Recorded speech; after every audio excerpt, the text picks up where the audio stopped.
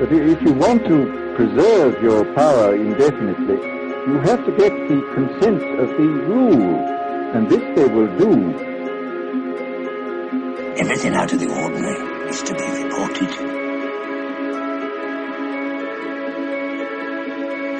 The affirmative task we have now is to actually create a new world order.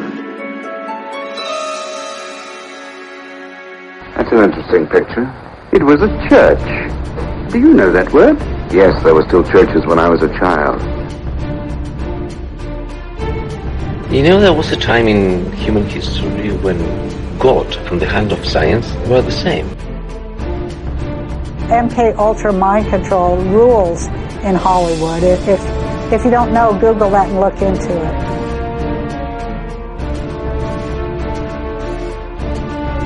Some of the names of criminals is hardly informing. Criminals in the salad? They're patriots. Patriots! Like patriots! You're listening to Beyond Extraordinary with Natalina.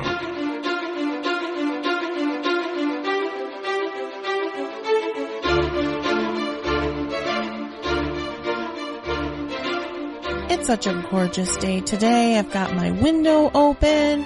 Solomon wants to say hi. Say hi.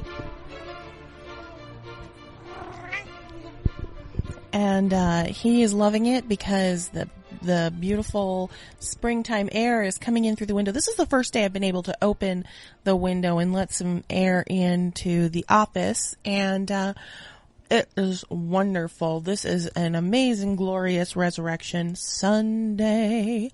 Welcome everyone to Beyond Extraordinary. As always, I am Natalina, and I'm really looking forward to this particular episode. I've been looking forward to it for a long time.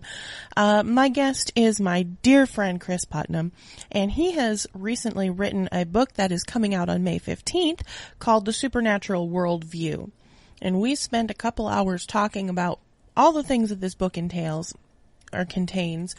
And, I really truly believe that this is one of those books that is going to be essential reading for most Christians, because there really is not another book like it that I can think of that contains all of this information and puts it in such a comprehensive form where you could use it as an absolute reference book whenever issues come up that deal with the supernatural. It's all written from a Christian perspective through a biblical lens.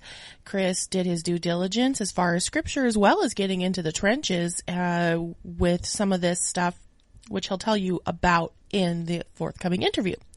So we're going to really be looking forward to your thoughts after the show. Please leave us a comment at extraordinaryintelligence.com in the episode notes. There is a comment section. You can comment via Facebook, or you can just comment directly on the site. Share the link with your friends if you like what you hear via Facebook or Twitter. Hey, I am on Twitter now. I've been on Twitter for a number of years, but I'm actually starting to tweet. I'm twittering now more. I'm trying to. I hadn't really used it for much other than just sharing the links to new articles and episodes, but I'm going to actually try to interact more with the Twitter sphere, Twitterverse, and I'm going to tweet. So if you want to join me or follow me or connect with me on Twitter, I believe it's twitter.com/extraintel. is where you can find me. So look me up. Oh, there's also a link on extraordinaryintelligence.com. You'll find a link to the Facebook group there.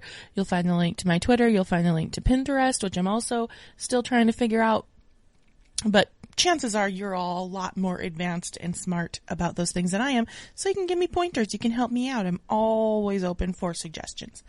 Meanwhile, I am encouraging everyone to subscribe to the site so that you can be updated not only on new episodes of Beyond Extraordinary, but also on the articles that I write. I'm making a commitment right now that I'm going to get back into my writing. Writing has always kind of been my first love, and so I really need to get back into it. And now I kind of had some writer's block for a while. Now I'm just loaded with ideas.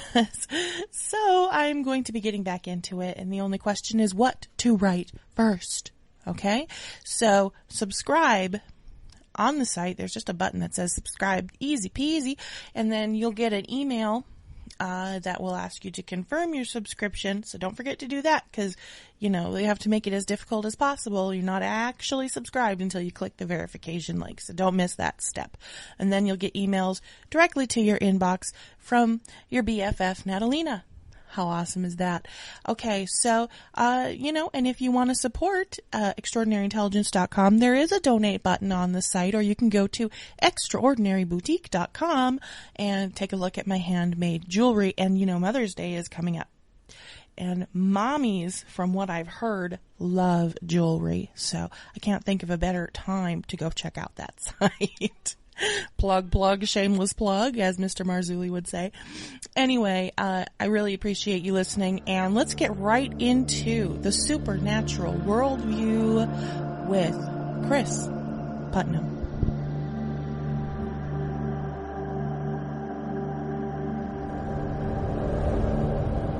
In the beginning, man was something more.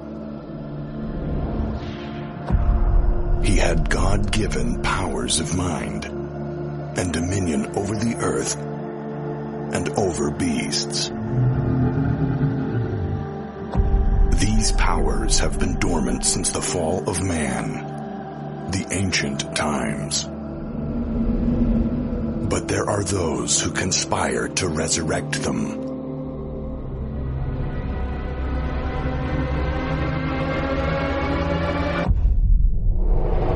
Some believe it was prophesied that in the end times men would become mighty as they were in the days of old, and unleash what they believe to be the supernatural forces bound within them. But this incredible transformation would not come from God. The public doesn't know that highly influential institutions in hidden places have been developing the psychic paranormal latent powers of the fallen human soul. What they're planning to reveal will change everything. People they believe will be more powerful than Adam. Over the last year, investigative best-selling author of Petrus Romanus and Exo Vaticana, Cris Putnam, infiltrated their circles and institutions. I'm standing outside the Rhine Research Center in Durham, North Carolina. He walked among them and has returned. His report is so explosive, it's almost too incredible to believe. So they do have some data like that actually suggests there's something a lot more interesting going on than a physical manipulation. Get ready for a paranormal paradigm shift. A new supernatural worldview is coming.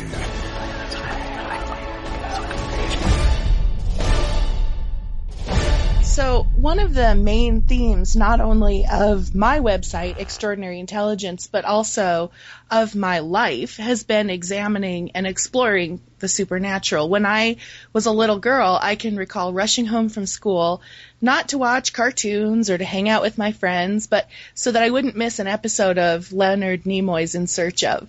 And that is what I have endeavored to do most of my life. I was in search of answers, explanations, a way to contextualize what I intuitively knew to be true, that we live in a world where the supernatural is real. I wasn't able to find these answers to what I sought in the church, and so I searched elsewhere, which led me way off track. In his forthcoming book, The Supernatural Worldview, Cris Putnam presents the case that a Christian worldview is by its nature a supernatural worldview, even as many who share our faith tend to shy away from such topics.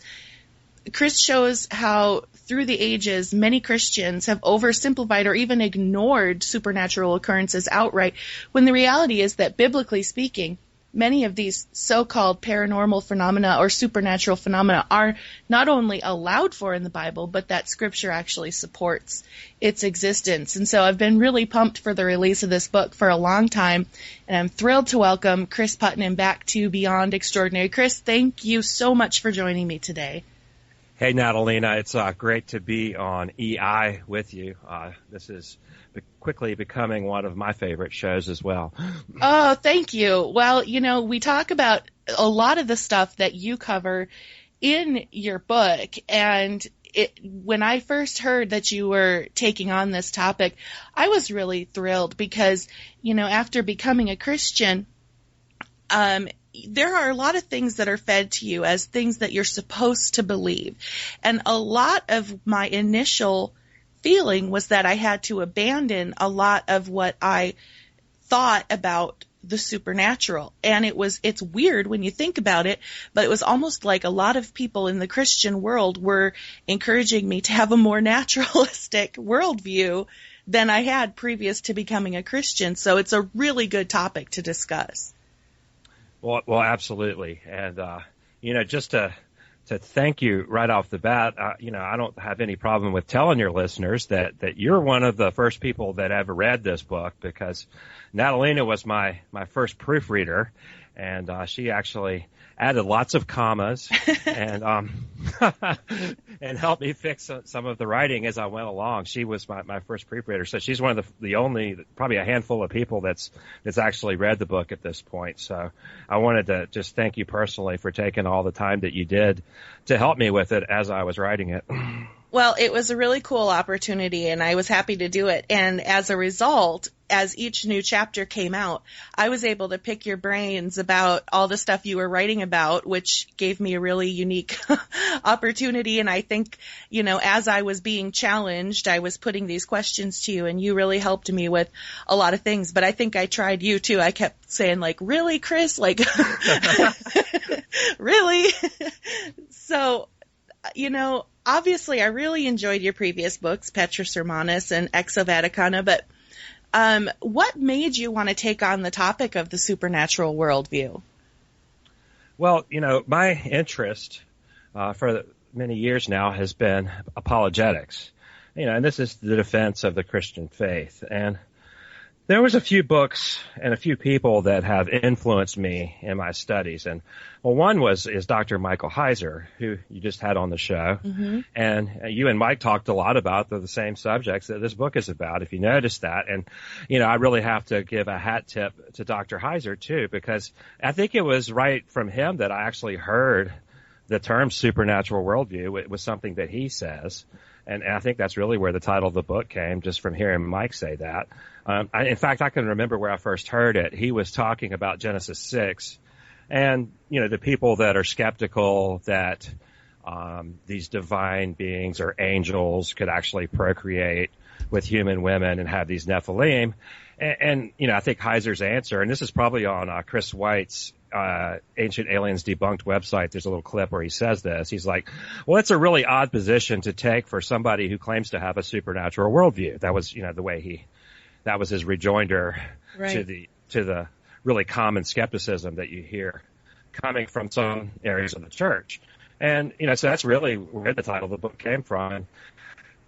He's one of the adjunct professors at Liberty Baptist Theological Seminary, and he teaches Hebrew and the second Old Testament class in the sequence. And so I actually I was at school there, and I got him to be my professor for the Old Testament too. So I've studied with him there, and then I studied with him at the Memra Institute, which is where he teaches. And in fact, now he only does languages, but before he had some other courses. So I actually took his Divine Counsel course with him and studied that material.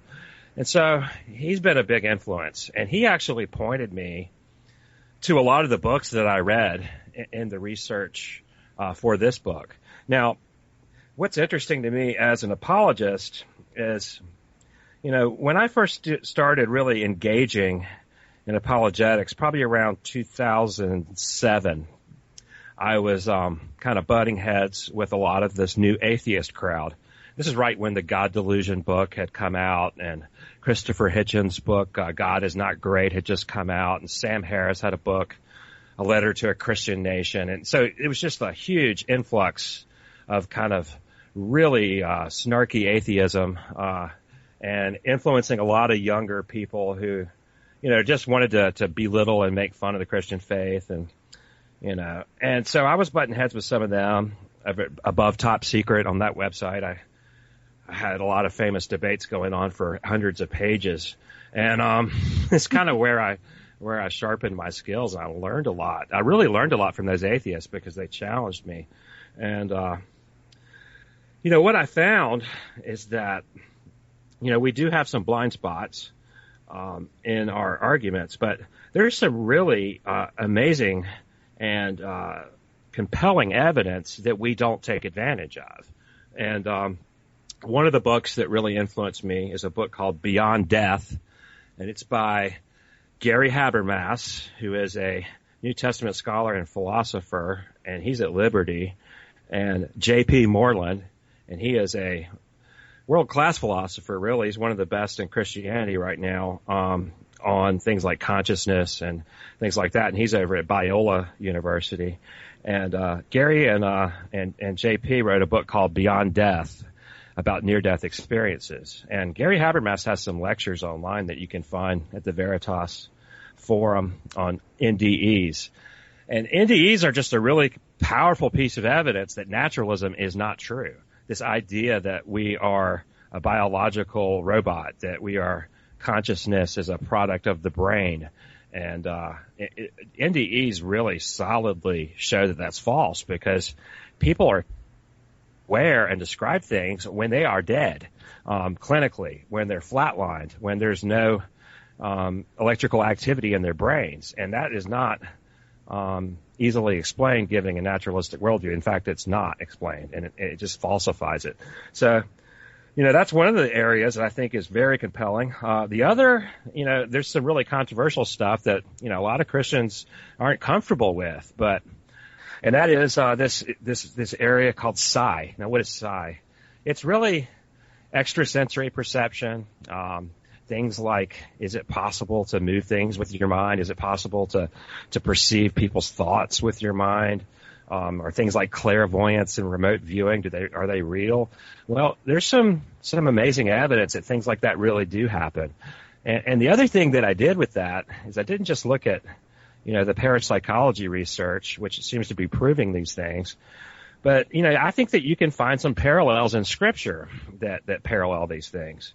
And, I'm not saying that all of it is God ordained by any means, but I'm saying that it's consistent with some of the things we see in Scripture, that it's real. Now, I'm not saying it's even a good idea to try to do it. I'm just saying that we shouldn't say that it's not real or that it's impossible.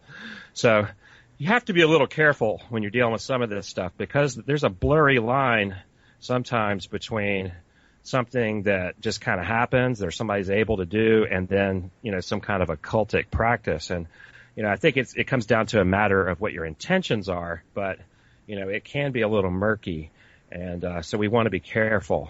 So I'm not just kind of giving a rubber stamp on all of this sort of stuff, but I am saying that it's real, and the fact that it's real defeats this idea that there is no spirit world, that we're biological robots, that atheism and naturalism are true.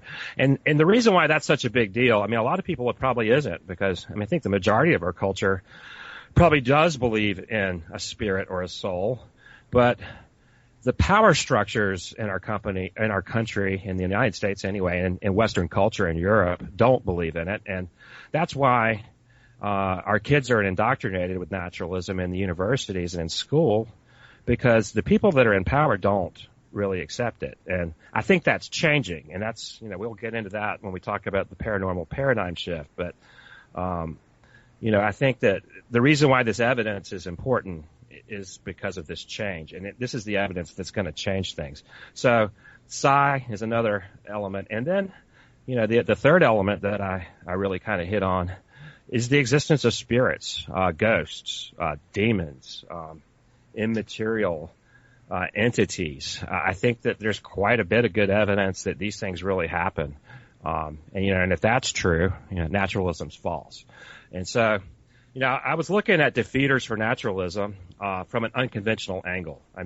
There's a ton of books on apologetics that have hit, most of the standard fare, but there's very little that covers this kind of evidence. So I wanted to do something that was different and something that I thought was really needed. And I do think that many in the church have a blind spot in this area, so I think it's an important topic to cover. Yeah, I totally agree with you. So I do want to talk to you about the paranormal paradigm shift. There's one thing that I want to ask you first, though, because it's kind of rudimentary, but it actually is kind of a big deal. We use words like supernatural and paranormal interchangeably a lot, and I'm guilty of it myself sometimes. In your book, you draw a distinction between the two terms. So what's the difference? I'm glad you did ask that, because, I think a lot of people, they hear the word paranormal and they automatically think witchcraft and the occult and evil things, right? And that's the way a lot of Christians get this visceral reaction, when they hear me.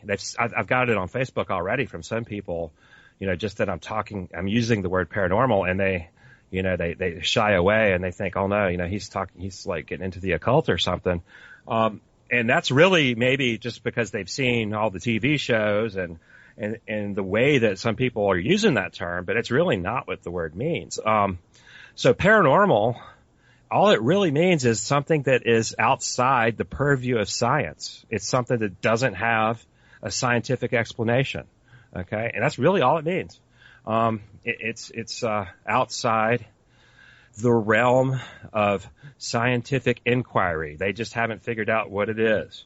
So, in a sense, everything that is supernatural is paranormal, just by definition, because we don't really have a scientific explanation for it. So, the difference is that things that are paranormal might one day be explained by science. So, sometimes, they are. There was a guy that I quote in the book. He's a sociologist, Marcello Truzzi, I believe is his name, something like that. But he said that something that's rare or extraordinary but explainable, we call it abnormal. But the term paranormal refers to something that science can maybe explain someday, but not at the present moment. So it's kind of like the frontier of science, something that they're trying to figure out. Now, the things that are just fundamentally inexplicable would be called supernatural, and that's the way he explained it. So it's not necessarily something malevolent, and that's kind of the way a lot of people see that term. Now, supernatural, it's really, if you just kind of break it down, it's two words, super and natural. Now, it comes from Latin, and Latin really, it would be supra with an A, and that just means above, or transcending, something that's greater than. And then the word naturalis, it's just nature. So it just means something that's above nature, something that transcends the natural realm. A dictionary would even use the word God. I think it says something existing beyond the visible, observable universe, relating to God or a spirit or even a devil, something that's a spirit entity. So the difference in the terms is, actually everything that's supernatural is paranormal, but not everything paranormal is supernatural. That'd be another way to qualify it. So I try to use the words in that technical sense. So I'm not using paranormal just to refer to, ghosts and the sorts of stuff that you see on paranormal television shows. I don't use it in that way because it's also, ESP is a paranormal thing. Now, I don't think, maybe some people think ESP is malevolent, but I don't. I tend to think it's a natural ability that some people have more than others. I think some people are able to perceive things that other people aren't, just naturally. I mean, some people might even call it intuition. I think that we see that in just regular things, like with music. I'm a musician, but I know musicians who can hear with perfect pitch, okay? I have a friend at church who tunes pianos for a living, and he does it by ear, okay? Wow. He can hear microtones. And most people, that's just freakish. And, he was born that way. And so, why not think that it's possible that some people have a perception that we don't have, to some extent. I think we all have a little bit of it. And I think there's some astounding evidence that's been shown in the laboratory that we all have a little bit of it. But, if we all have a little bit of it, it follows that some have more than others, I think. And, for that reason, I don't necessarily associate ESP with anything malevolent or occult. Now, the reason why it has those associations, because probably people that are good at it, they probably are afraid to talk about it with the church. And so they end up getting involved in occult activities because that's where, you can refine it, or that's where you would be accepted. And, I think that it's more that way than it is that they actually gain the power through, occult practice. I think a lot of people that have that ability end up going that way because that's where they're accepted. And maybe that's somewhat our fault in the church for, labeling everything as somehow demonic because we don't understand it. And I think that some of that's gone on historically. And, I think that's probably unfortunate. Yeah, you cite Francis Schaeffer and talk about how he referenced that some people end up going into occult and witchcraft and all of these things. He had a theory, and it's like at the tip of my brain. The existential leap into irrationality. Oh, yeah. He talks about two-story truth concept. People are hungry for something that will give them a meaning in life, looking for any answer. What about the growth of occultism, witchcraft, astrology? People are looking for answers they can experience. Wherever you look, what confronts you is irrational experience. We must be careful not to be bewildered by the surface differences among these movements. There are differences, yet all of them represent a mysticism, which is based on experience as experience for its own sake. The problem with this mysticism is, who is going to say what is right? Are we going to find guiding absolutes in the midst of this mishmash of experience? What base do we have to fight in humanity? As soon as the conscious restraints of the mind are removed, then everything can be right, and everything can be wrong. In fact, there are no clear standards in Western society. And why? Because there is an inadequate base for knowledge and for morality. Right. So, yeah. So what Schaeffer does, what he was talking about, now, he was way ahead of his time. This was really before postmodernism had really kicked in. He was writing this. It was really during what was called existentialism was really popular. It was in the 60s. And he, people today, with postmodernism, they have this, definition of truth where something can be true for you or not for me. And, truth is whatever you want it to be kind of thing. This non-correspondence definition of truth. Now, that only works for certain things. Nobody is a relativist when it comes to their money, okay? When you give them change, they want the right change. You can't say, well, this is true for me and not for you, but, it's my truth that I only owe you $3. That doesn't work for anybody, okay? So no matter how much of a relativist you are, and a lot of people are, but they never do it when it comes to something that really matters to them, okay? And so what he's saying is that, people divide truth up. So they have things like math and science and their money and all this stuff as an absolute truth, okay? Mm-hmm. And then when it comes to, a lot of people with things that are spiritual things or their religious preferences or their morals, okay? That's where they go relative.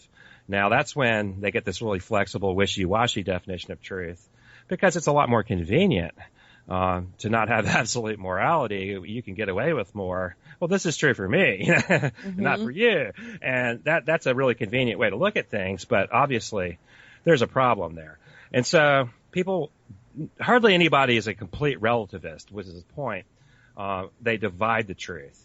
And so, when you're giving them change, they want the exact change. But, when it comes to their sex life, well, they can be a lot more flexible with the truth there. Mm-hmm.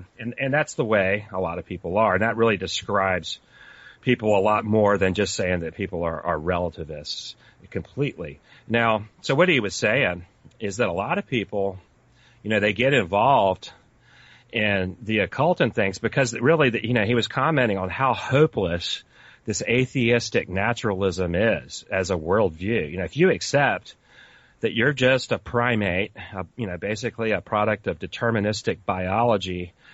There's no eternity. There's no afterlife. You're not a spirit. You're just going to die and rot in the grave, and that's the end. Then why bother being moral? Why not just take anything you can? I mean, what's the point of even trying to be good? I mean, why not just get away with everything you absolutely can? It's a very hopeless worldview. There's really no hope for the future for anything, and there's really no reason to behave yourself other than to at least give the appearance of it so you can get away with it.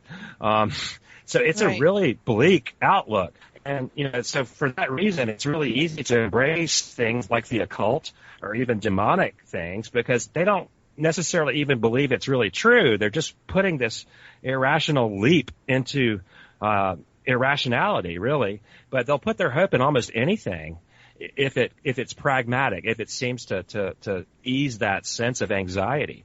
And so he noticed that during the 60s, that's really when we saw this huge influx of Eastern religion.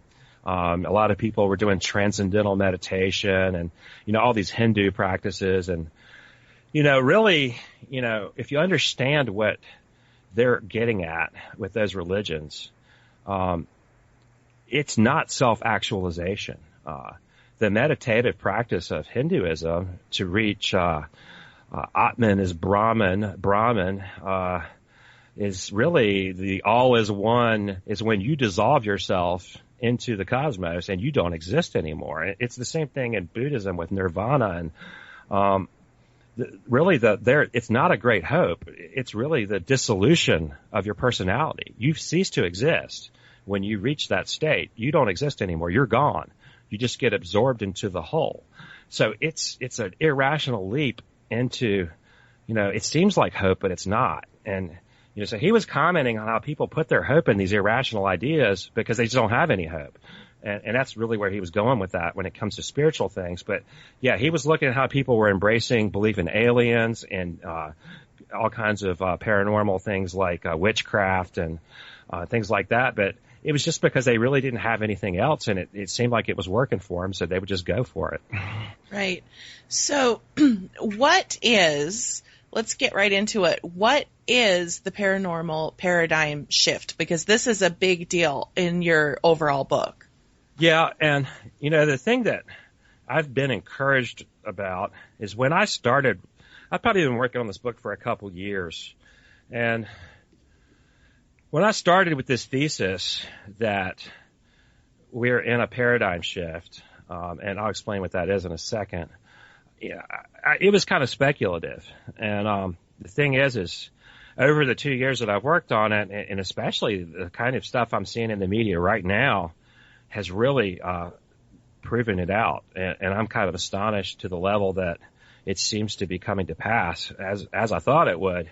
Because I wasn't sure exactly when I started, but I'm very confident about it right now. And what am I talking about? So there was a philosopher of science, his name was Thomas Kuhn, and he wrote a famous book about paradigm shifts. And so a paradigm is kind of a structure of reality. It's a very similar type of term to a worldview, and my book is The Supernatural Worldview. And a worldview is, kind of the lens through which you see the world. It's really the presuppositions that you hold, that how you answer the basic questions in life. What's important? Why am I here?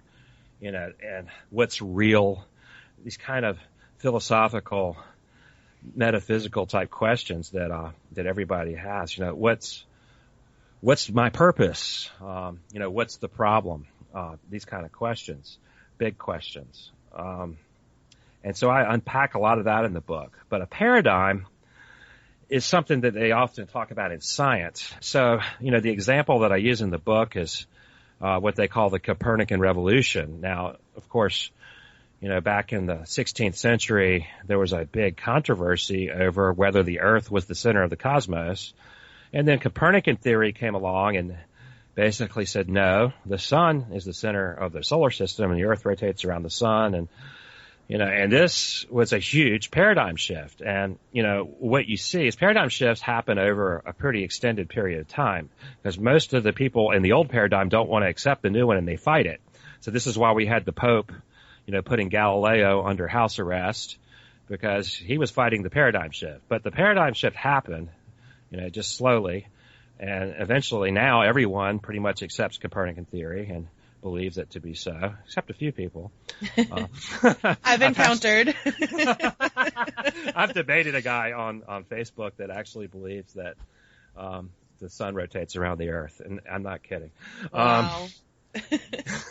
In fact, in the book Exa Vaticana, you will find there's an argument proving how you can show that to yourself just by looking at Venus. And that's in the book Exa Vaticana with pictures. And that all came from that debate. Anyway. Well, there was even just a couple of years ago, not to go too off topic, but just a couple of years ago, maybe 4 years ago now, there was an actual Catholic conference on it, and it was called Galileo Was Wrong or something along those lines. I wrote about it, and it fascinated me, that there really was such a thing. I mean, the Flat Earth Society actually still exists too. It does. So. Yeah. It's really kind of sad but funny. Mm-hmm. So the thing about a paradigm, this is a huge paradigm shift. So they had this model of how the stars and how the planets moved that was developed by Ptolemy, and the thing is they were wrong about how the mechanics worked, so it was really complicated, but it worked. They had all these weird epicycles where the planets and things would spin around, and they could explain the movements, with the Earth as the center, but it just got increasingly hard. But once they adopted the sun as the center, it was really simple, and the equations were elegant, and it wasn't so hard. And, this is where you get the idea, of Occam's razor, where the simple or more elegant explanation is usually the right one. When you really have to start running all kinds of crazy circles and stuff to make something work, that's generally a sign that you're off somewhere. And so, it really simplified things to adopt the Copernican system. So the whole paradigm shifted. And what did that mean? That means most of Ptolemy's work just went to the garbage bin because it was just wrong. It worked. You could figure out how to track the stars and stuff using his equations, but they were so difficult that there's just no need for them anymore. And, so it basically replaced everything. And, the thing about a paradigm is once it changes, it's not even that the language and the terminology changes, but the kinds of questions that you ask change. Everything changes. And it's also, they have a word called incommensurate where, you don't even think the same way. Once the shift has happened, everything is different.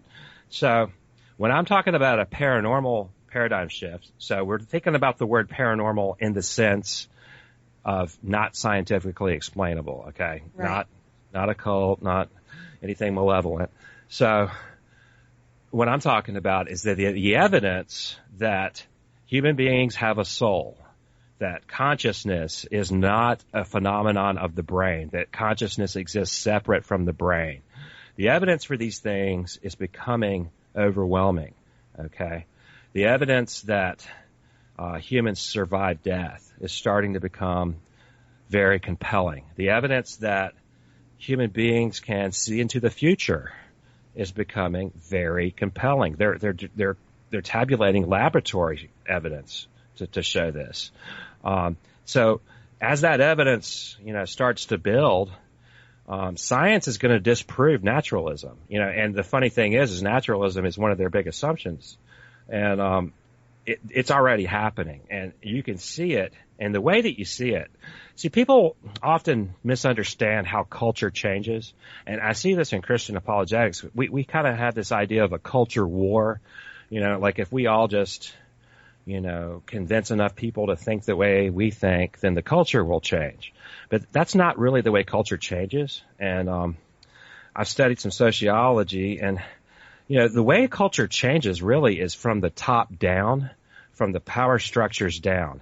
And like I said, the problem is that our universities are dominated by naturalists, and they were educated at Ivy League schools and indoctrinated with naturalism, and they're indoctrinating all our students with naturalism, and the same will continue as long as these power structures are that way.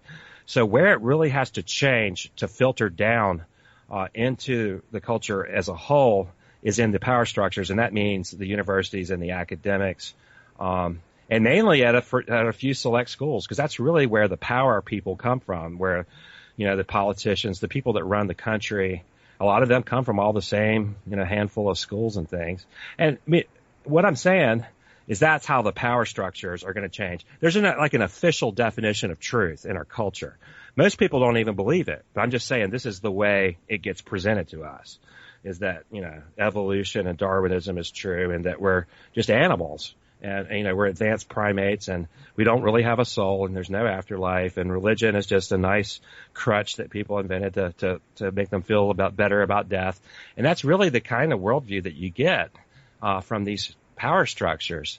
But I think that's going to change. And like the evidence is you start seeing high-level academics flipping, and that's already happening. One that I cite in the book is Thomas Nagel. Now, he's like an Ivy League philosopher type, and atheist. And he's written a book, and it's just unprecedented. He's completely changed his mind. He's always been skeptical, I think. But when you see somebody of this level writing a book about, he's a philosopher at New York University. The book's called Mind and Cosmos, with the subtitle, Why the Materialist Neo-Darwinian Concept of Nature is Almost Certainly False. Okay? Wow. So the title is self-explanatory, but it's really a milestone when you see an academic atheist pointing to naturalism and saying the emperor has no clothes. This is a paradigm shift. So, the decades-long naturalist consensus is starting to crumble. And it really is from consciousness. These things about, what makes you self-aware. You just can't explain that with matter and chemical reactions the way they've been trying to do it. It just doesn't work. And Nagel is really questioning a lot of the fundamental assumptions of the Darwinian project, of the whole thing. And, what he's calling for, he's saying, we need a new kind of science because this isn't working. These answers are not adequate. And really, that's what parapsychology has been doing, really for 100 years. It's just that naturalism has always made fun of it and called it, their word for it is woo, W-O-O, woo. So anything that is supernatural, paranormal, the atheist crowd, the skeptic crowd will call it woo. That's their little umbrella. Like, woo. Yeah. They, it's kind of a way to make fun of it. Right. They say, oh, you believe in all that woo, and they'll call religion that too. Religion is woo. So anything that's, not explainable by science to them is woo. And it's just the way to call it nonsense and making fun of it. People like the, Randy with his so-called challenge. That challenge the standard for that has been met several times, and he worms his way out of it. He's the one that put up $1 million. If you could prove something paranormal, he would give you $1 million. But he's not genuine about that because several people have actually done it, and he always backs out with some kind of excuse. So I don't think he's even honest, to be honest with you. I just don't think he has integrity. Because he's really just so centered in his worldview that no kind of evidence would ever convince him. Another example is, there's this guy who is a neuroscientist. He was an atheist. His book is really popular right now. His name is Dr. Eben Alexander, another Ivy League educated neurosurgeon, I think. And his book's called Proof of Heaven, A Neurosurgeon's Journey into the Afterlife. Yeah. And he had a near-death experience that just exploded his worldview. He was conscious at a time when medicine said he could not be conscious. He had like an inch of pus all over his whole brain, and he was in a coma for a week. But he has vivid memories of everything that he was doing, flying around in this other universe, he thinks, And, some of the theological conclusions that people come to in NDEs are very suspect, and I try to unpack that in the book. But, I think that there's two kinds of evidence. We'll get into that later, I guess, when we talk about NDE specifically. But he's another example of somebody, this guy has written, scientific papers in some of the major peer-reviewed journals. He's a respected, academic neurosurgeon, and he's saying, hey, we're wrong. Consciousness can't be explained by the brain. That there really is a soul that lives on after death. So you're starting to see, major intellectual atheists, naturalists flipping their worldviews.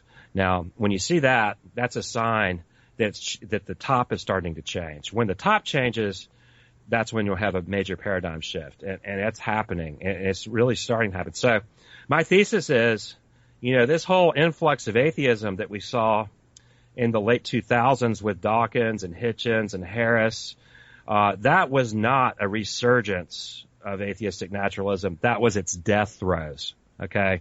That was its death throes. It's on the way out. It's going to die out. Just to drill down on that point, one thing that I really appreciated about your book is that while the subject matter at times is challenging, probably to the average Christian, it's very biblically sound, and everything you discuss is backed up with scriptural citations and biblical references wherever possible. And you point out that the educators who are indoctrinating our youth with naturalism are unwittingly participating in the conspiracy. That's a quote from your book. And it was something that was set into motion all the way back in the events that took place in the Garden of Eden. Can you kind of speak a little bit to how that type of philosophy fits into this grand conspiracy that we are taught about in the Bible? Well, I think what I was getting at when I was talking about that is that it seems to me, I actually quoted, that movie, The Usual Suspects, with Kevin Spacey and as Kaiser Soze. Mm-hmm. Great movie. It starts out with this quote: "The greatest trick the devil ever pulled was to convince the world he didn't exist." Well, I think that has been the devil's, dominant strategy in Western culture for the last 150 years. It's really increasingly promoted this idea that nature is all that exists. There really is no supernatural. Well, so now we're talking about this paranormal paradigm shift. Well, what does that mean? It means that strategy is changing. Okay. Mm-hmm. And there's a lot of reasons to think that that's so. One of them is the Christian consensus in the West is rapidly fading away. It's already dead in Europe. Okay. It's been gone in Europe. Most of the churches in Europe are now museums. All those cathedrals, they're basically museums, mm-hmm. That were great places of worship at one point in history, no longer so. In Europe, you see a whole lot of occultism. You see a whole lot of really strange stuff going on. That hasn't been the case in America historically until the last 30 years. It's really changed. Quite interestingly, one of the things that I said I've been working on this book for 2 years is, as I worked on it, I would discover new material, and I would go, gosh, I can't write this book until I familiarize myself with this. And it would slow me down. And one of the people that I discovered was a scholar named Dr. Peter Jones, who teaches at Westminster Seminary out at California. He's a New Testament scholar. He's written several books that were really influential, but I didn't discover him till I was about halfway done. And then, it was actually this winter, and I'm like, I've got to read all these books before I can't comment on this until I read Dr. Peter Jones, because it was just so important. I could tell that he had been talking about what I was thinking, but he has a lot to say that was really valuable. So I did. I had to take a break and read his books, and I ended up quoting him extensively because he's somebody that has thought deeply about this, and he's a New Testament scholar and a very deep thinking Christian who has an interesting testimony. He's from England. He came to America, and he got his PhD in New Testament and all this, and he took a teaching job in France, and I think he was here in 1962, and he was just, really encouraged at how Christian America was. He just said, everywhere you went, most people were Christians. You went on the golf course, everybody was real polite, well behaved. You could just depend on a Christian consensus in American culture. And England was not that way in 1962. It had already gone the other way. So he really felt like he was in a Christian utopia almost when he had moved to the United States in 1962 with his family. But then he taught in France for 20 years, I guess, 30 years. He didn't move back here till 1992 or 91. When he came back, he couldn't believe it. It just took him by surprise. He was so shocked at how much America had changed since he had lived here before. He just said we went completely pagan over the 30 years. And see, how when you're, it's like when you see somebody every day, you don't really notice them changing, right? But so when he came back to America, he just didn't even recognize it. It's just a completely different place. So he wrote several books. One's called Spirit Wars. And he really is talking about how the changes in America are not just political and philosophical, that they're spiritual, and that one of the arguments I make in my book is the church has put an overemphasis on politics, put an overemphasis on this worldly tactics and this worldly strategies to try to change moral issues, but it really has backfired on us, because what we're really looking at is a spiritual problem. We're not becoming increasingly leftist because we're not becoming pagan because we're politically left. We're becoming politically left because we're increasingly pagan. So a lot of times the church has got it backwards, and you see all this, overemphasis on politics. And so the dominant religious idea in America right now really is pantheistic monism. And Dr. Jones calls it oneism. And this is the idea that I was talking about earlier in Buddhism and Hinduism, where all is one. And, you might not think that right off the bat, but the more you look at it, it really is true.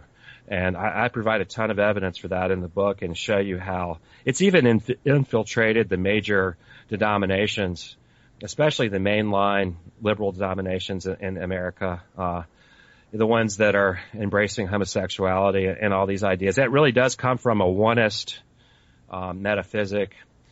Dr. Jones really, his website and his ministry is called Truth Exchange. And that's truth and then a big X change. And the thing that's interesting is that he gets that from Romans chapter 1, verse 25. It says they exchanged the truth of God for a lie and worship created things instead of the Creator. Okay? Mm-hmm. Think about that. What Dr. Jones argues is that from that verse, you can divide all religious ideas into two categories, oneism and twoism. And so if the creation is all there is, all is one. Okay, this is pantheistic monism. So, people who worship created things, this is the oneist thing. So you get a lot of this in environmentalism, and most of the new left have a oneist idea, a religious idea. Really, they're worshiping the creation, and this is why they put the needs, and the wants and desires of people. Well, who are you to say that this is an immoral activity? This is what they want to do.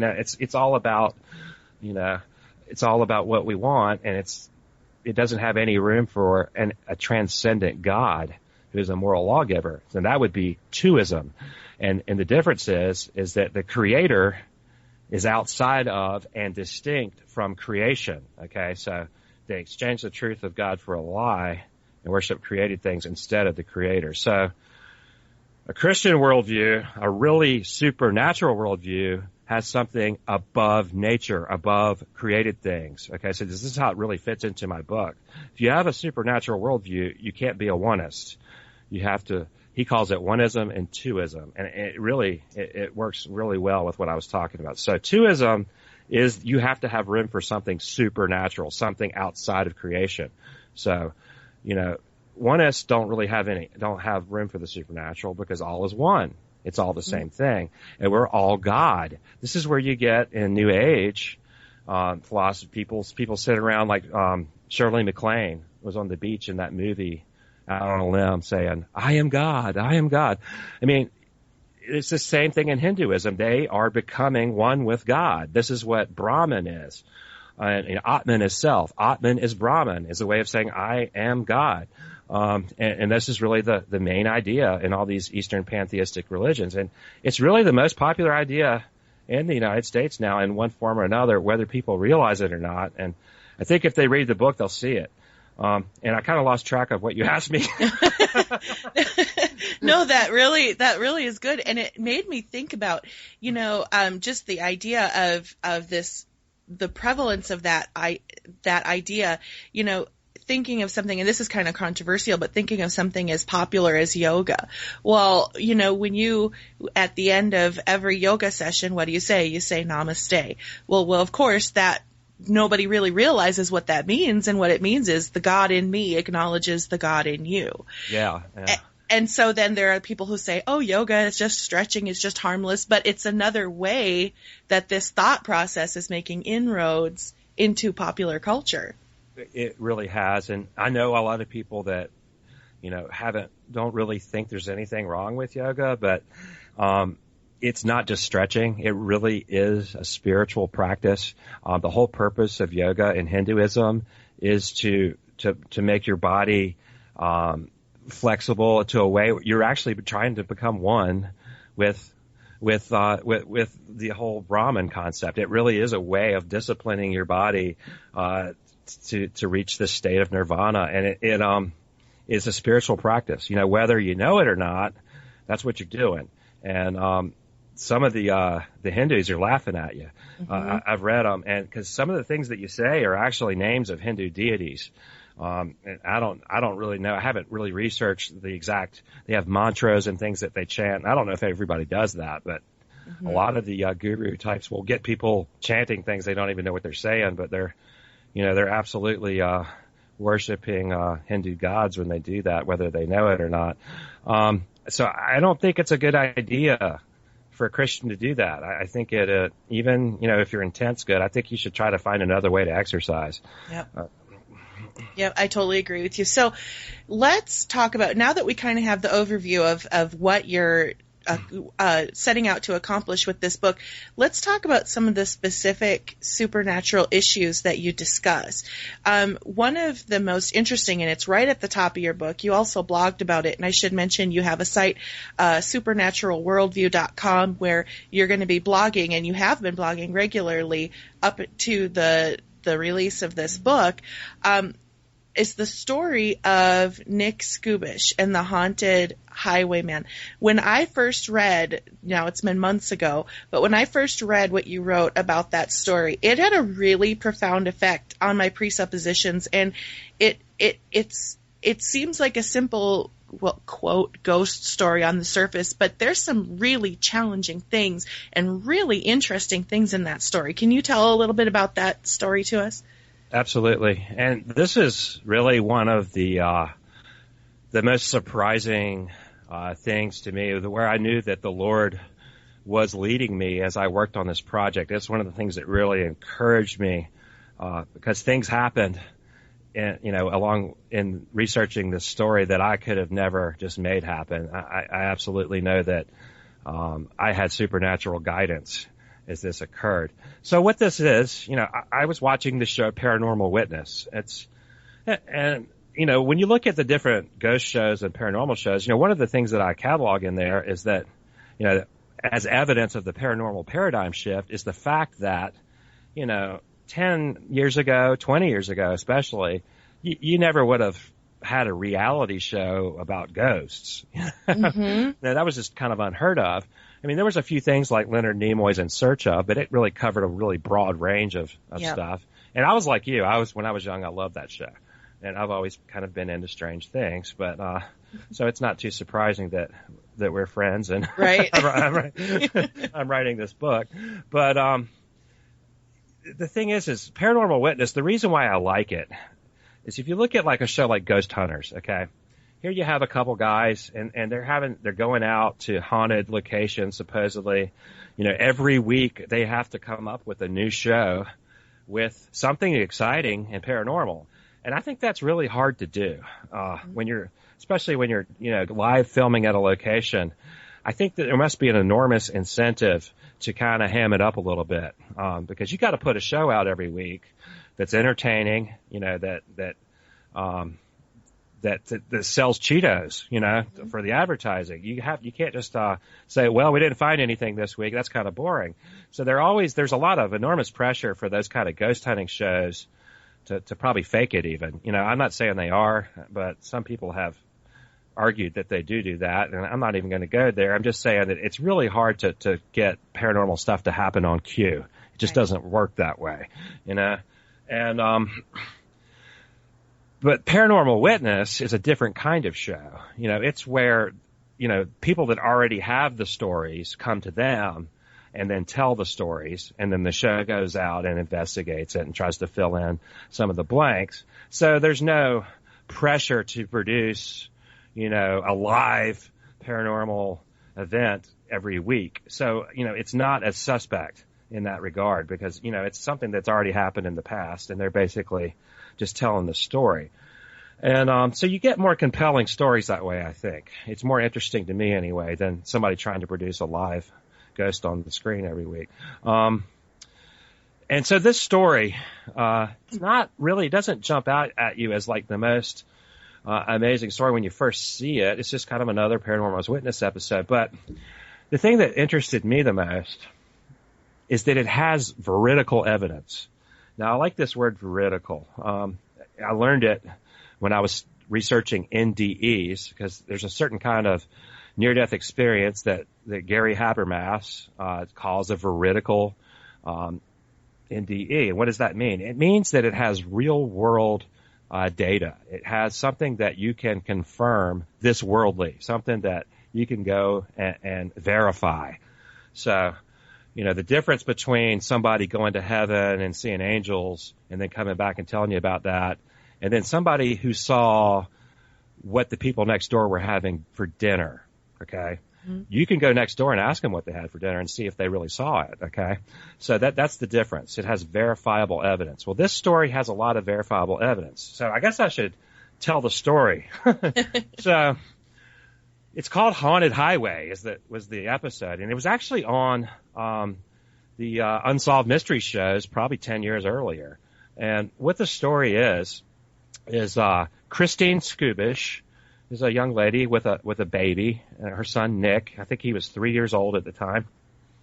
And she was moving to a new town, and so had like a 2 or 3 day drive out in California from Sacramento. I forget exactly where she was going, but she was driving up through the mountains, I think on Highway 50, and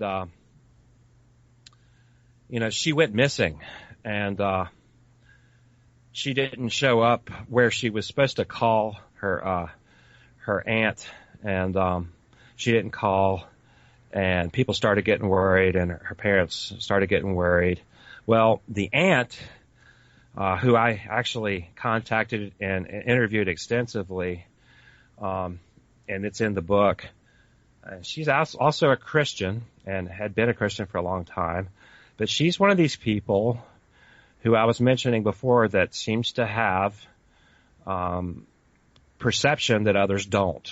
She was in her life, when I interviewed her, she told me that she had predicted deaths in her family, like, you know, ahead of time, that so-and-so was going to die, and within a month they did. Things like that. And at one point in her life, she did kind of get attracted to witchcraft, but she quickly realized that was the wrong road, and she repented. She ended up accepting the gospel and becoming a Christian, and is really now loves the Lord, and it's really obvious that she does. And the thing that made this book special is that because of her Christian faith, when Unsolved Mysteries and Paranormal Witness, when these shows had approached her about being interviewed, she said no. She's never really gone on the record and told her part of the story before. So this is really unprecedented new information in my book, because I was the first one with a Christian worldview that was writing about this, and she could tell, you know, that I was a Christian, because that was the angle that I approached her with. And so she agreed to let me interview her, and she gave me a ton of stuff, and it's all in here. And why is she important? Well, she had dreams while Christine was missing. So she's supposed to, you know, arrive at this location, doesn't arrive. Nobody knows where she is. Well, right off the bat, within a few days, her aunt was having dreams where she saw Christine. She knew that something had happened. And some of the dreams had crushed metal and broken glass and, you know, some pretty vivid imagery. In fact, she had what I would call an after-death communication, because Christine told her that she was dead, but that Nick was alive. All right. So, Karen, that's the aunt's name, who I interviewed, learned all this in basically what you would call an extrasensory perception dream, an ESP dream, where her dead niece was telling her to go find the car to rescue her son, basically. And so she really got, upset and got, she didn't even have a car, and they had to rent a car and drive like hundreds of miles to scour the side of the road to look for where she believed that her niece had run off the road. Well, we'll just kind of stop there and move on to the next character. And this is where the show will show you a lot of information. They don't really have Karen's dreams in detail like I do, and I have a lot of detail with those. It's really kind of astounding. But there's another lady, I think her name was Deborah Hoyt, okay, unrelated to the family, but someone who just kind of woke up in the middle of the night and wanted to go home. I think she lived somewhere. I think, what's the name of the city? I don't remember. But anyway, they ended up on that same highway where Nick and his mother had run off the road, and that Karen was dreaming about, Highway 50 in California. So Deborah Hoyt, somebody completely unrelated, but they're driving down Highway 50, and there's a major curve. It's up in the mountains. It's called Bullion Bend. So it's a big curve in the road called Bullion Bend. So right at Bullion Bend, Deborah Hoyt sees a naked woman lying on the side of the road, okay, and just really weird. And this was before everybody had a cell phone. So her and her husband drive to the next gas station and call the police and say, hey, there's a body of a naked woman on the side of the road. It looks like she's probably dead. And the police came to the gas station, and she led them back to the scene, and there was nothing there. Okay, and the police just kind of thought she was nuts and sent her on her way. Come to hear it, later on that night, somebody else calls. And wow. As it turns out, there's actually 3 people who reported seeing a naked woman on the side of the road. And this is unheard of, too. I actually uncovered this information from Karen. There was a highway patrolman in California named Jack Greenwood who actually told her that he had got several other calls. One person even saw the naked woman pacing up and down. It was at their car. This guy did have a cell phone, one of those early ones, those really big cell phones that people had back then. Yes, apparently this guy was watching this naked woman, and he described it as an apparition, okay? Now, so this really, the cops didn't know what to make of this, but the next day, the cops went back to Bullion Bend where the naked woman was sighted, and they looked down the embankment, 40 yards down in a ditch. That was where the car was. That's where Christine's car was. Now I'm going to stop right there. They rescued Nick, I'll tell you that. Let's go back to Nick. I found Nick, and this is one of the things where I really think that the Lord had his hand on this book and this research project. Well, I'm sure that he did because of what happened. But Nick is 3 years old, and today he's 22, and he remembers this very well. I found Nick, and I talked to Nick, and he agreed to let me interview him, and we talked quite a bit. And Nick remembers the accident. He remembers flying through the air, the car flipping, hitting trees. And he remembers being in the car with his mother's corpse, basically. His mother was dead on contact. And he remembers the nights. It was 103 degrees during the day, okay? Nick was out in the woods for 5 days, Monday through, they found him on Saturday, all right? 103 degrees, no water, no food, 3 years old. Gosh. Okay? Yeah, and he lived through it. I don't really know how. 103 degrees during the day, that's pretty incredible. He doesn't remember the daytime at all. So he must have been sleeping during the day, but he remembers the nights, and he saw angels. Well, he describes them as light beings. He said there were 2 by the car, and he said the way he described them to me is that if you saw a silhouette of a human being and then just like it was just bright light, he really couldn't see details of their faces, but it was like silhouettes of just bright light. And there was one at the road, okay, that he saw. And I think they probably took care of him. And interestingly, he also remembers walking up to the road because he didn't know what to do. He's a 3-year-old kid. He says he remembers climbing that steep hill. He got up to the road and he waited, and no cars came by. He didn't know what to do, so he just walked back to where his mom was and got back in the car. And apparently, while he was up there, he lost one of his shoes.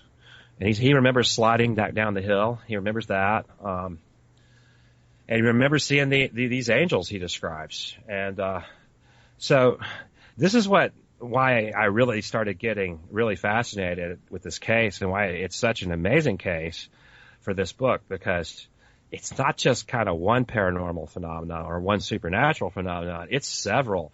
See, already we have, we have the aunt having ESP dreams of her sister's car accident, right? Mm-hmm. We have Deborah Hoyt seeing an apparition on the side of the road, and several other people seeing an apparition on the side of the road, which leads the police to the scene of the accident.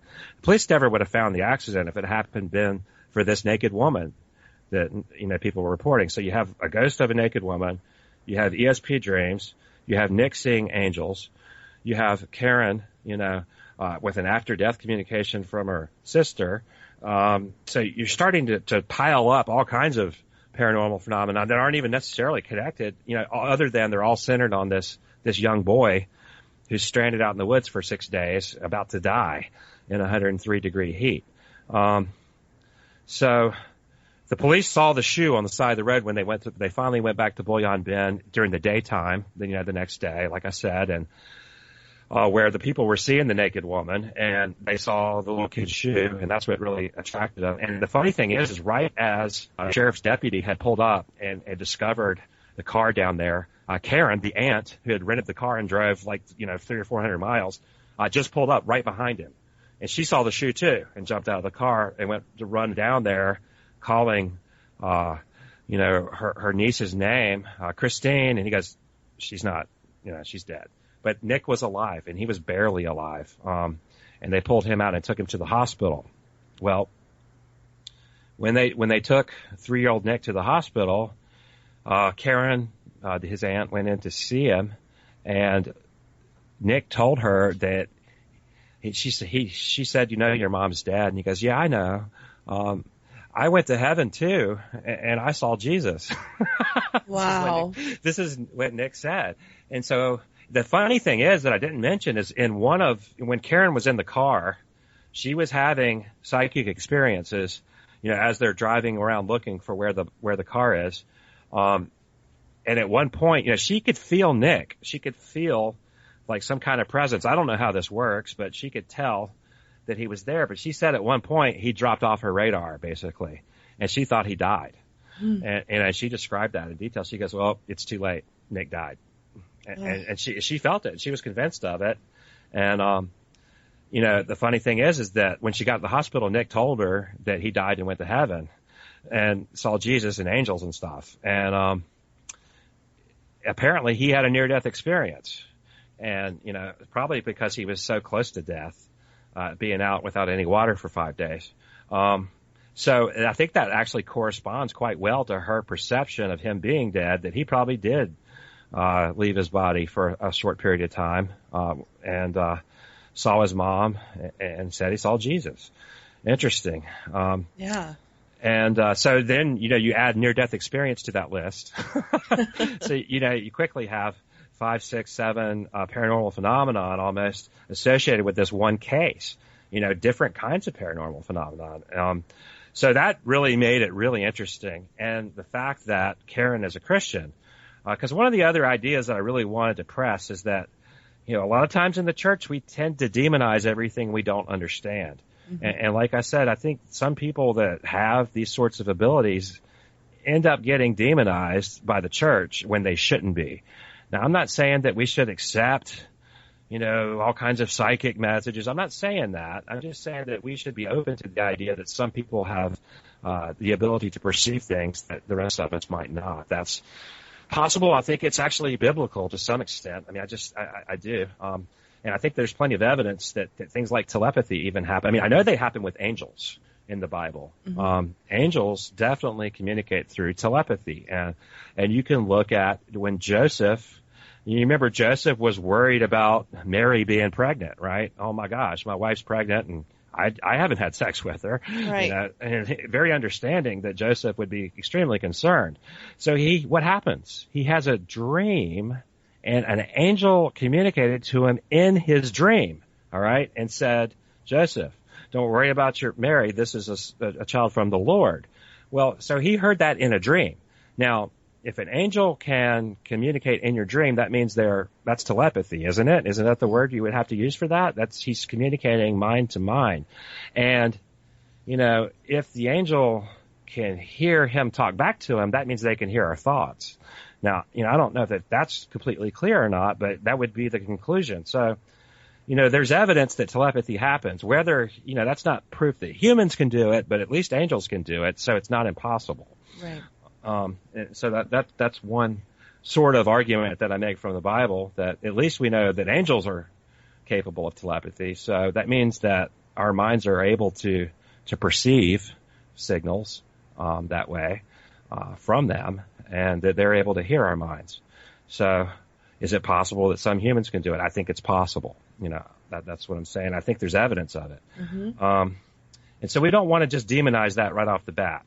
And that tends to be what's happened historically. You know, there's people that have been burned for witchcraft that probably had no malevolent intent whatsoever. And that's just really unfortunate. Yeah. So, you know, this case has all of that. Now, in the course of interviewing Nick Skubish, who's now 21, 22 years old, I was like, you know, Nick, it really sounds to me like that God went way out of his way to save you, to save your life. You must really have a purpose in this world, that the Lord, you know, saw fit to have this apparition appear on the side of the road so that they would find you, that your aunt had all these dreams. I said, you know, have you ever thought about that? And he goes, yeah, I've thought about that a lot, you know. And I was like, well, you know, have you ever read, you know, the Gospels? Have you ever thought about Christianity? Well, you know, I've thought about it, but I've never really spent a lot of time, you know. So I got him to read the Gospel of John, and he read it, and asked him, what do you think, Nick? What do you think about that? And, you know, this is in the book. I just kind of paraphrasing his quote, but the answer he gave me, it was astounding to me how perceptive he was. He was like, you know, it really showed me how sinful people are, that they just didn't even recognize who Jesus was, and they killed him.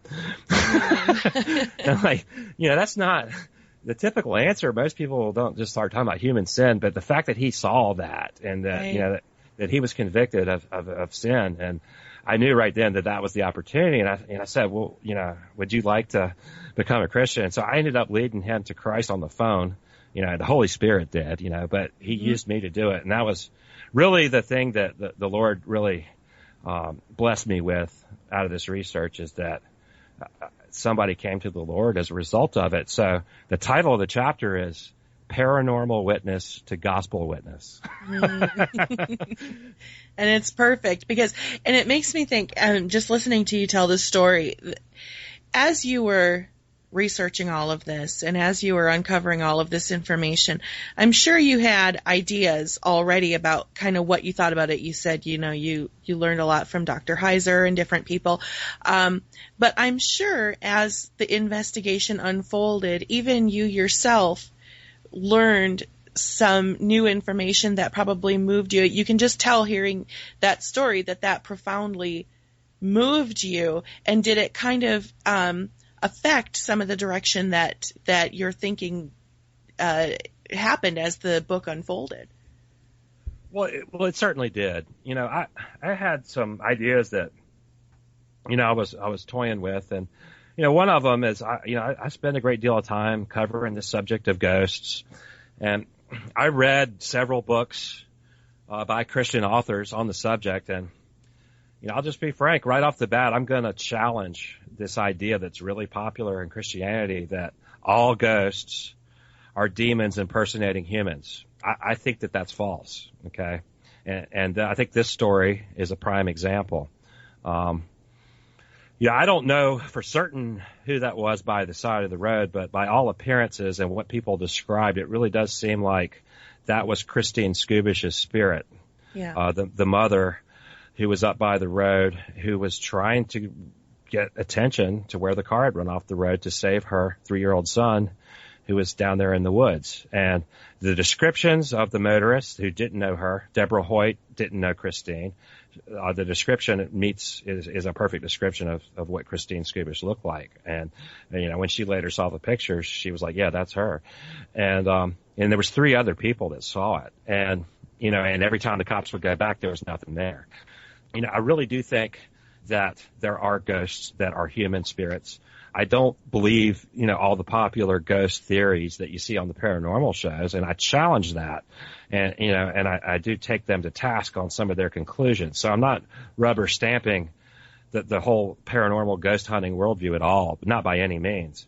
But I'm just saying that we tend to oversimplify everything and demonize it when we don't really have epistemological warrant to do that. And what do I mean by that? We don't really know what we think we know. We don't have a lot of information about these subjects. The Bible doesn't really give us a lot of authoritative stuff, but it does give us enough to see that they're real. In 1 Samuel chapter 28, King Saul had banished all the mediums and the necromancers from the land because the Lord forbade it, okay?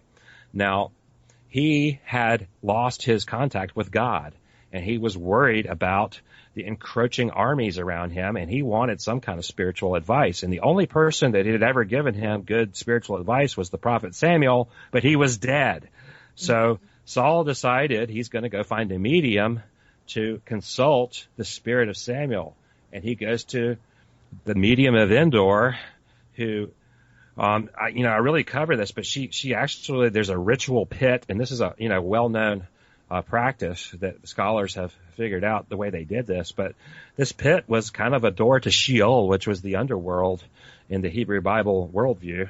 And, this witch or medium, basically conjured up the ghost of Samuel. Now, I don't know if she was really expecting it or not, but, she was just as surprised as anyone. And, she said, I see an Elohim coming up from the ground. And why do I say that? Elohim is the Hebrew word that obviously gets translated as God in many instances. But it turns out that the term Elohim is a little more general than that. She called the spirit that she saw coming up from the ground, which was Samuel's ghost, an Elohim. In fact, some translations will read, I see a God coming up from the ground. I don't think that God is a good translation for Elohim, and Dr. Heiser wrote a paper on this. He says that Elohim is a place of residence term. It really says more about where you're from than who you are, okay? And really what it denotes is that it's somebody from the spirit world. So it can apply to God. In Genesis 6, if they're called the Benai Elohim, the sons of Elohim, the sons of God. But you see in Psalm 82 that, a divine council where God says to the Elohim. So there's other Elohim. There's not just one Elohim. Mm-hmm. And it's still monotheistic. But Elohim just doesn't mean God. It's more of a general term that says that you're from the spirit realm. And the point being is that the ghost of Samuel was called an Elohim. But so that's a real ghost, okay? That's not, some kind of impersonation. Samuel, he wasn't pleased with Saul. And in fact, he prophesied that Saul was going to die the next day. And it happened. It was a true prophecy. It came to pass. We have every indication that this was really Samuel. It was really his ghost. It looked like him. It was dressed like him. It spoke like him. Saul recognized him. Right there we have at least one example in Scripture of a real human ghost, and it's a holy man, okay? Now, Saul was very much condemned for this, and not just that he consulted a medium, but the fact that he consulted the dead. There's lots of prohibitions, especially in Deuteronomy 18, about consulting the dead. We're not supposed to do it. Now, this is where I think I can make a really strong argument for why a lot of these paranormal phenomena that many Christians poo-poo are biblically evidenced as real phenomena that are true. They really happen. And this is my argument, and I think it's very strong. Let's look at all these things that are listed in Deuteronomy 18. I don't even have it open. I'm just going to do it from memory, but, it lists things like consulting the dead. It lists things like magic. It lists things like necromancy. And God forbids all these things. He calls them an abomination, okay? Now, here's my argument. God doesn't trade in nonsense. He doesn't make rules against things that don't work. If it didn't work, he wouldn't bother. Okay? Right. God's not going to make a rule against contacting the dead if it's impossible to contact the dead. Okay? The reason why he made a rule against it, because it is possible, but it's not a good idea. He doesn't want you to do it. It's spiritual unfaithfulness when you're trying to get spiritual information from other sources. And that's the way God saw it. I think that's really the offense to God, is that you're going outside of him, to other spirits in the spirit realm, to get your hope or your information. And so are mediums real? I think that some mediums definitely are real. Why would the Bible have the death penalty on mediums if it wasn't even possible to be a medium? It doesn't make any sense. You were basically saying that God just made up a bunch of rules for a bunch of nonsense. And I don't think that that's a very good argument for someone who claims to have a supernatural worldview. Absolutely. And, and there's you provide a lot of anecdotal evidence in the book about different people who have been visited and different people who tell stories of contact that they've had with spirits, and it goes into really good detail about it. So I really recommend anyone who's got a giant question mark over their head right now to take a look at the book, read what it says, and there's a lot of evidence to, even for myself, to maybe change your mind about how you perceive these encounters. Now, as an author, I'm going to change gears a little bit. You like to get into the trenches, and you mentioned getting these exclusive interviews and that type of thing. And for example, it's taken you to places like the top of Mount Graham to get up close and personal with the Vatican Observatory. For this book, you actually enrolled in parapsychology classes. And why was it important for you to do that? And what were some of the biggest things that you took away from that experience? Yeah, that's true. There's one of the early parapsychologists was J.B. Rhine and his wife Louisa Rhine. In the early 20th century, there was a lot of intellectuals at the Ivy League schools that considered ESP proven based on the work by Dr. Rhine. And he was at Duke University here in North Carolina. And it was called the Duke Parapsychology Lab, and it's really famous for anybody that's familiar with ESP research or anything like that. It's legendary. It no longer exists at Duke University, but what's left of it became the Rhine Research Center in Durham, North Carolina, and it's right near Duke University. So basically it moved to a private foundation that the Rhine family started later on. And I think it lasted until about the 60s or so at the university, and now it's a private foundation. And they're doing the same sort of work. And I've been over there, and yeah, the first thing I did is, you asked me why would I enroll in these classes? Well, as an apologist, I learned that, if you're really gonna debate somebody, and try to convince them of your worldview, you really need to understand theirs. And some of this I learned in seminary, and some other apologists, I think James White, he's a Reformed apologist, but he's somebody I respect because when James debates somebody, he'll read every book they ever wrote, and he'll research, everything that they believe, and he'll really understand them before he debates them.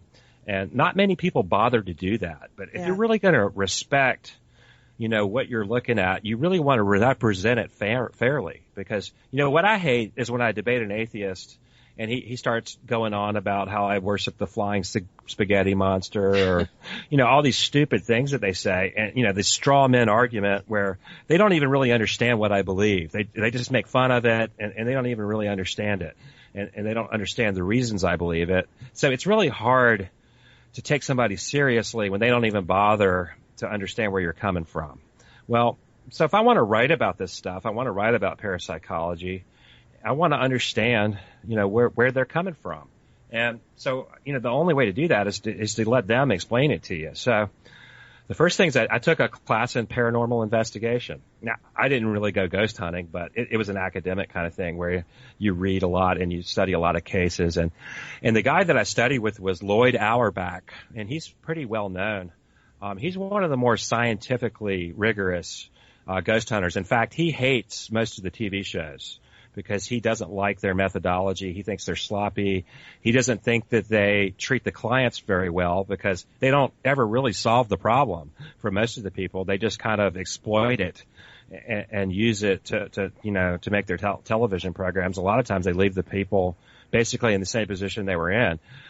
He does try to help people resolve these things, and he's got a very scientific, skeptical kind of methodology where, he tries to debunk most of this stuff before he goes right to it, saying it is a spirit.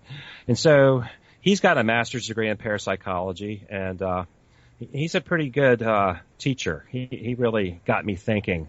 I'd never really thought about a lot of the questions he would ask. He goes, think about this. When a ghost talks, the reason why you and I talk and we hear each other is because we have lungs pushing air through vocal cords, and then our lips shape the sound and it comes out of our mouth. How does an immaterial being create sound?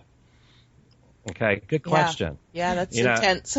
So how do you collect EVPs from ghosts? How are they making noise? It doesn't even make sense. How could somebody that doesn't have a body made of physical matter actually produce sound?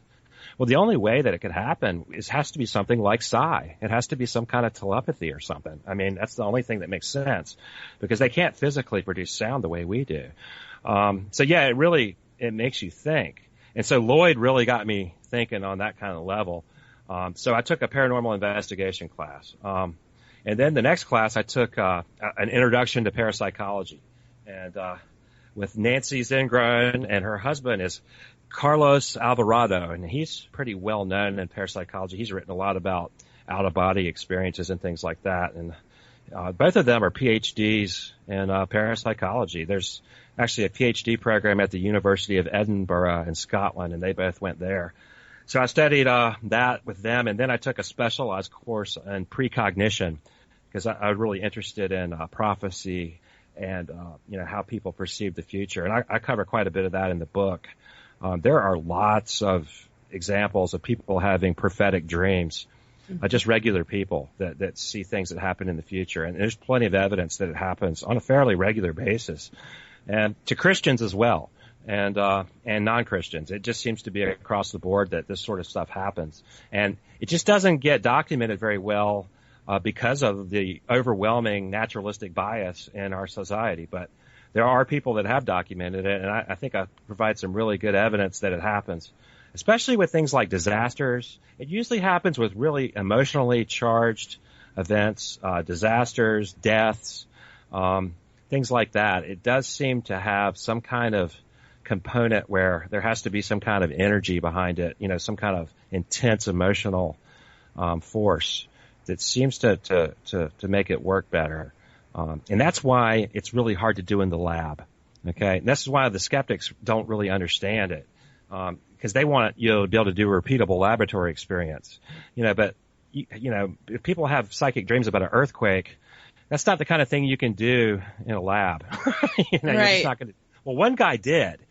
And this is interesting. He was one of my favorite guys to read about. There was a parapsychologist named Zoltan Vasi. Zoltan Vasi. What he did is he took a stun gun and shocked himself and had like a recipient trying to anticipate when he got shocked, to feel it. So he was trying to send a psychic message that, the shock was coming, and then they would shock him. And that actually worked. It got like a 70% hit ratio or something, which is way above what you would expect on chance. And So something that's intentionally emotionally charged that creates fear or something like that does seem to work for some kind of psychic transmission. And he did several studies with that, and I actually cite that in the book, where he shocked himself with some kind of electric shock, and that seemed to make it work better. But I doubt that's going to catch on. Well, it sounds like something that someone named Zoltan would do. Yeah, it does. That's a good name for it, isn't it? Zoltan. Yeah. So what was the question again?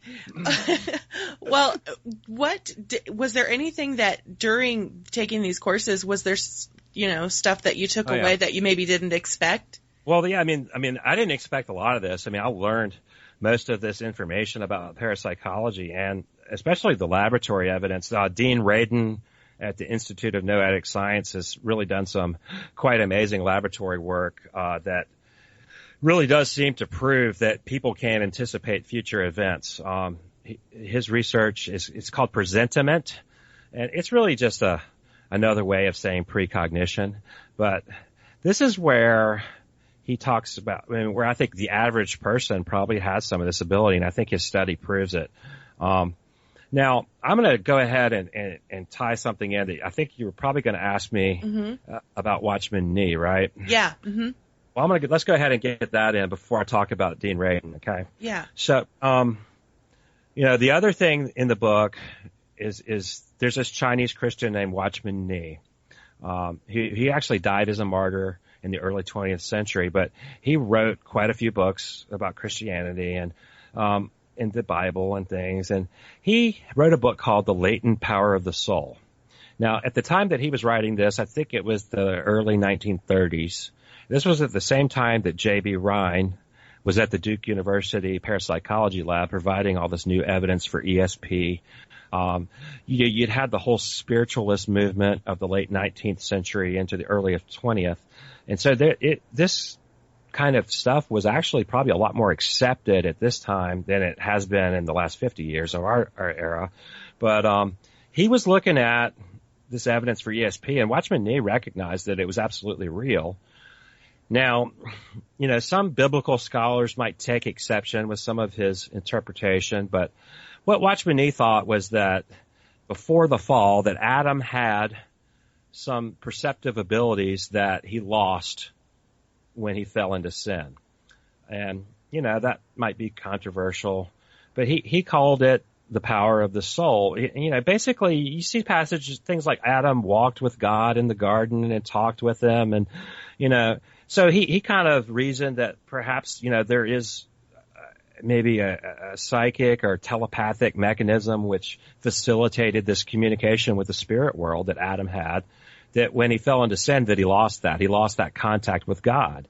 And, so that, he kind of drew from that he called it soul power, just a general term.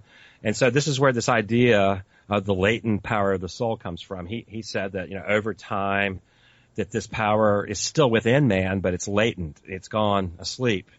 And so that everybody has some trace of this soul power, but we're just not aware of it. And this kind of explains ESP and these psychic phenomenon. So I think that's a fascinating hypothesis. And whether or not it's, connected to what happened in Genesis 3 specifically, I don't know that it even has to be to explain that maybe we do have a latent power like that.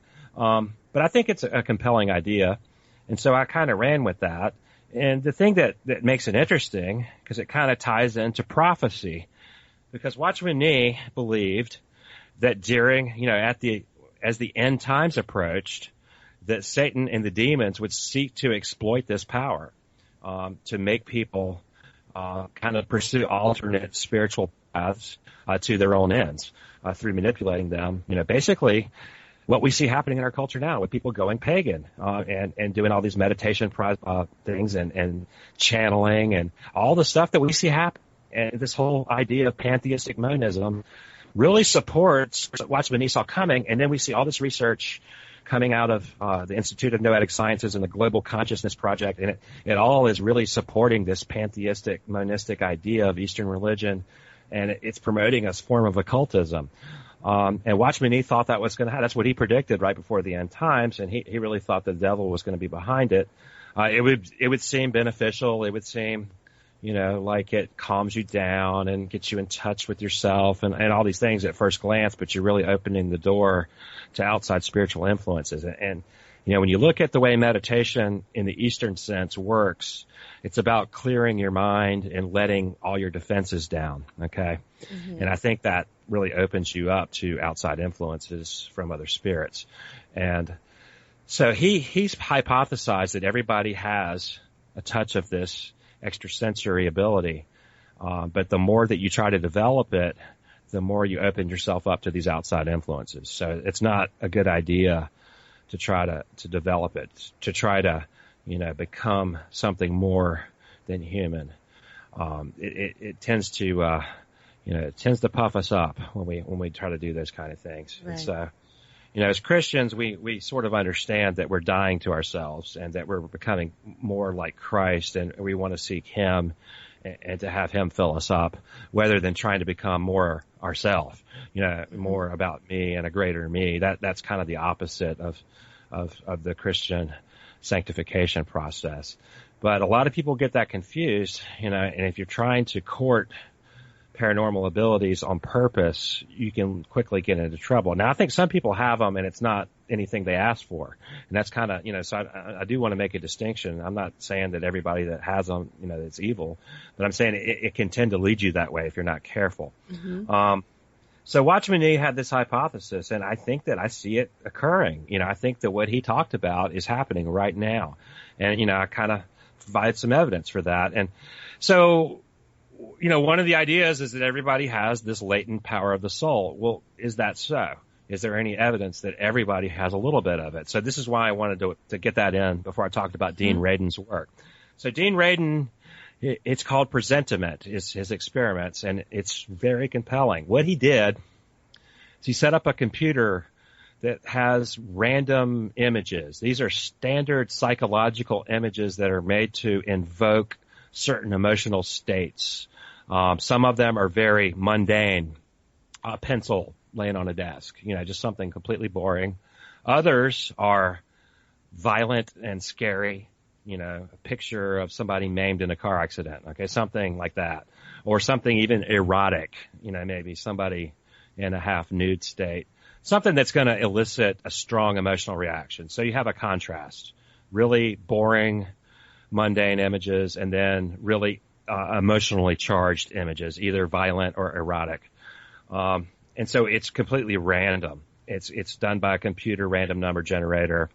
And so you're sitting there and you're staring at this screen and you're hooked up to all this equipment that measures your level of emotional response. One of the ways they do it is it's called electrodermal response. They put some electrodes on your fingers, and when you have an emotional reaction, you sweat a little bit, and it creates electrical conductivity. You actually conduct electricity because there's salt water from your sweat, and these things are so sensitive that they can tell right when you sweat a little bit, and the conductivity will spike up. And so they can test that you're having an emotional reaction. They see it instantly that way. That's one way. And then they monitor heart rate and blood pressure. So they have all these standard ways of doing it. They even have one that measures how your pupils dilate and move. And others have done it with somebody in a fMRI, which is, a hugely expensive piece of equipment that they monitor your brain. And all of them have confirmed this sort of data. But what happens is, so they're monitoring your emotional states. So people, they sit there, they see an image, and it's just recording their emotional state. They see another image, they see another image, they see an emotionally charged image. And of course the emotional state spikes up, right, when they see one of the emotionally charged images. Well, what you see consistently, very consistently, to the point where it's way beyond chance, is that people, the spike for the emotional response starts 2 or 3 seconds before they see the image. Before they see it on a consistent basis. And it doesn't happen on the ones that aren't. So it's not just, an aberration. They really are anticipating. They know it's coming. And it's a completely randomized process. In fact, the computer doesn't even decide what image it's going to be until right before it does it. And there's no pattern. It's been, done over and over again in different laboratories now. And they're getting consistent results. They're way beyond chance. So when you press the button and your weight and your physiology is being recorded, the stimulus has not been selected yet. It's still in the future. That difference is a presentiment difference. It suggests that there's something about the future which is pulling your present.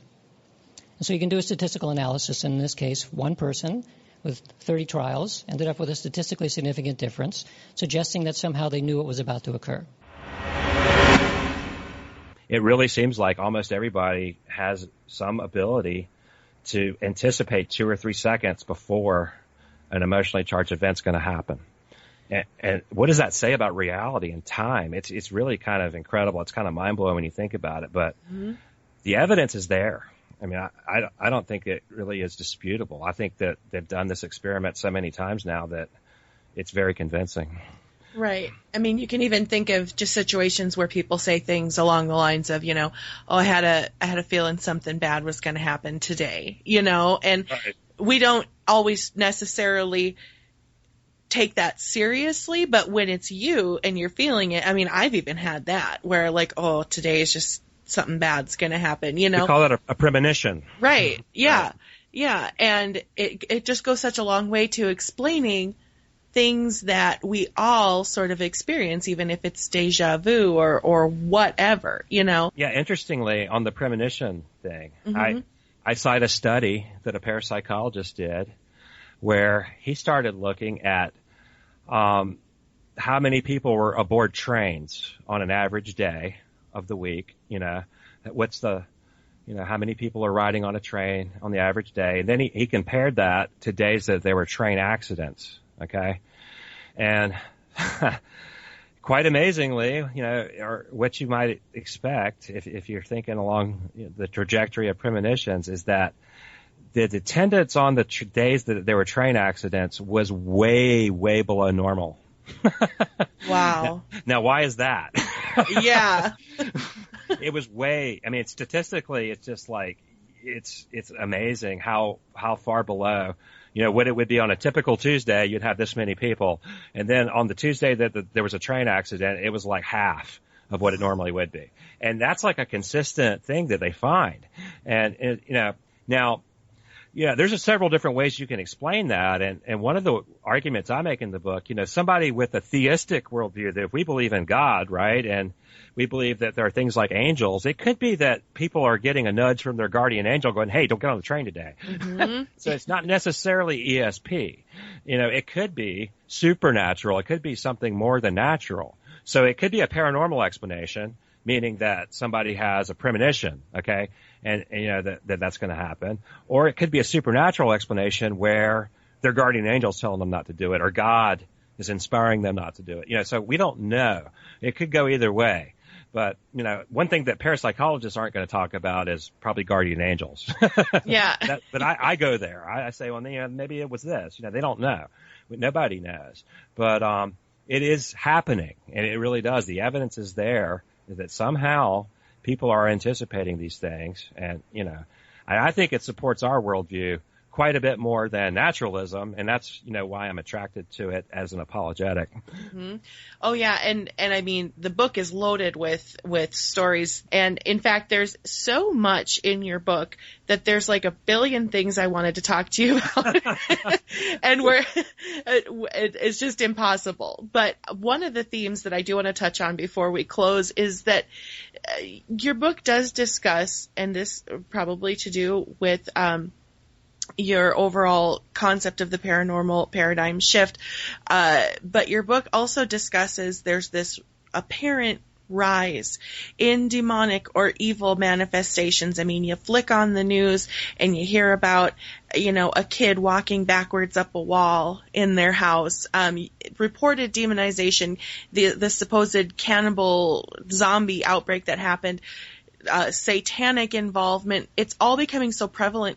What's going on there, Cris? Well, yeah, that's part of the paranormal paradigm shift. And the way I attach this to prophecy is, that many prophecy scholars have written for ages that we would start to see, an increasing interest in occult things and in the spirit world as the end times approach, because many people are being led astray into a non-Christian worldview that is going to exalt the Antichrist and basically Satan. And unfortunately, I think that's the case. I think that's where this pantheistic monistic worldview is heading.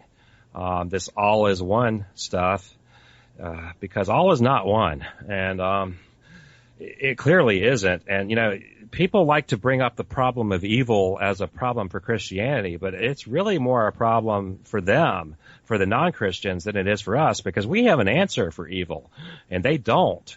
If your worldview is that people are basically good, then how do you explain evil? Because we're saying people are basically sinful. So we have an answer for why there's evil in the world. People are sinful, and they're evil spirits that are trying to lead people to hell. And, that's our answer. What's yours? You're telling me that people are basically good, and they're just misunderstood. They just need education. Well, why is there so much evil in the world? They're the ones that need the answer. And the problem of evil is much more a problem for this other worldview than it is for ours. But yeah, when you look out in the culture now, Christianity is becoming the odd man out, especially exclusive Christianity. And what I mean by that is when we say there's one way to salvation, there's one way to God, it's only through Jesus Christ. You have to confess that you're a sinner. You have to believe that Jesus died for your sins and that he was risen on the third day, and that he appeared to all these people, and that he's in heaven now as Lord, and he's coming back to rule the earth. This is the Christian worldview. And to do that, you have to humble yourself and say, I'm a sinner, and I don't deserve God's favor. In fact, I deserve hell, and I need a Savior. And that's offensive to some people, because they do want to think they're a good person, and they don't want to accept that. They don't like this idea of sin. And so it's a lot more attractive to embrace this all is oneism worldview and say, well, all the world religions are pointing to the same God and just love everybody. But, they don't explain evil. Right. And so Christianity is fading. It's fading away in America. It's already gone in Europe pretty much. I mean, there's still Christians, but not, it's not a place of prominence, and it's looked down on. And we're going to get persecuted. I think, I'm not picking on homosexuals, but the Bible says it's a sin, and, we're not backing off of that, and the culture is going to persecute us for it, because that is offensive. That is the main issue they're using against us right now. They're calling us bigots. They're saying we're intolerant. Hey, I didn't make the rules. I'm just trying to follow them, and God says that it's a behavior that's a sin. He says you can repent of it. 1 Corinthians 6:9. It lists a whole bunch of sins, and homosexuality is one of them. Drunkenness is one of them. And so I fit in that list as well. I've had problems in my life with addictions and whatnot. I'm not saying that I'm not a sinner. I'm saying I am. But if you look at the last part of 1 Corinthians 6:9, it says, so were, past tense, some of you.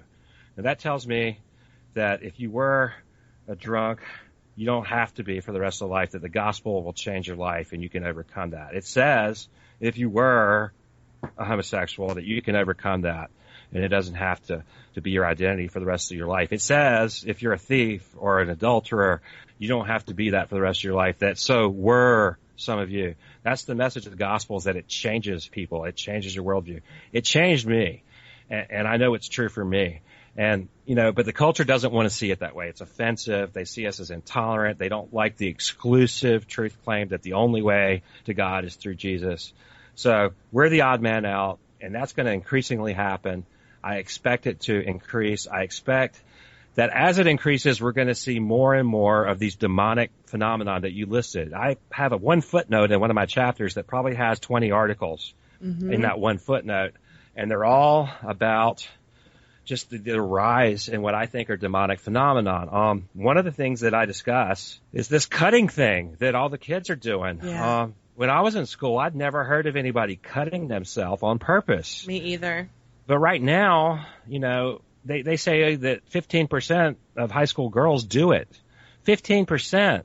And my wife works at a boarding school for girls that get in trouble.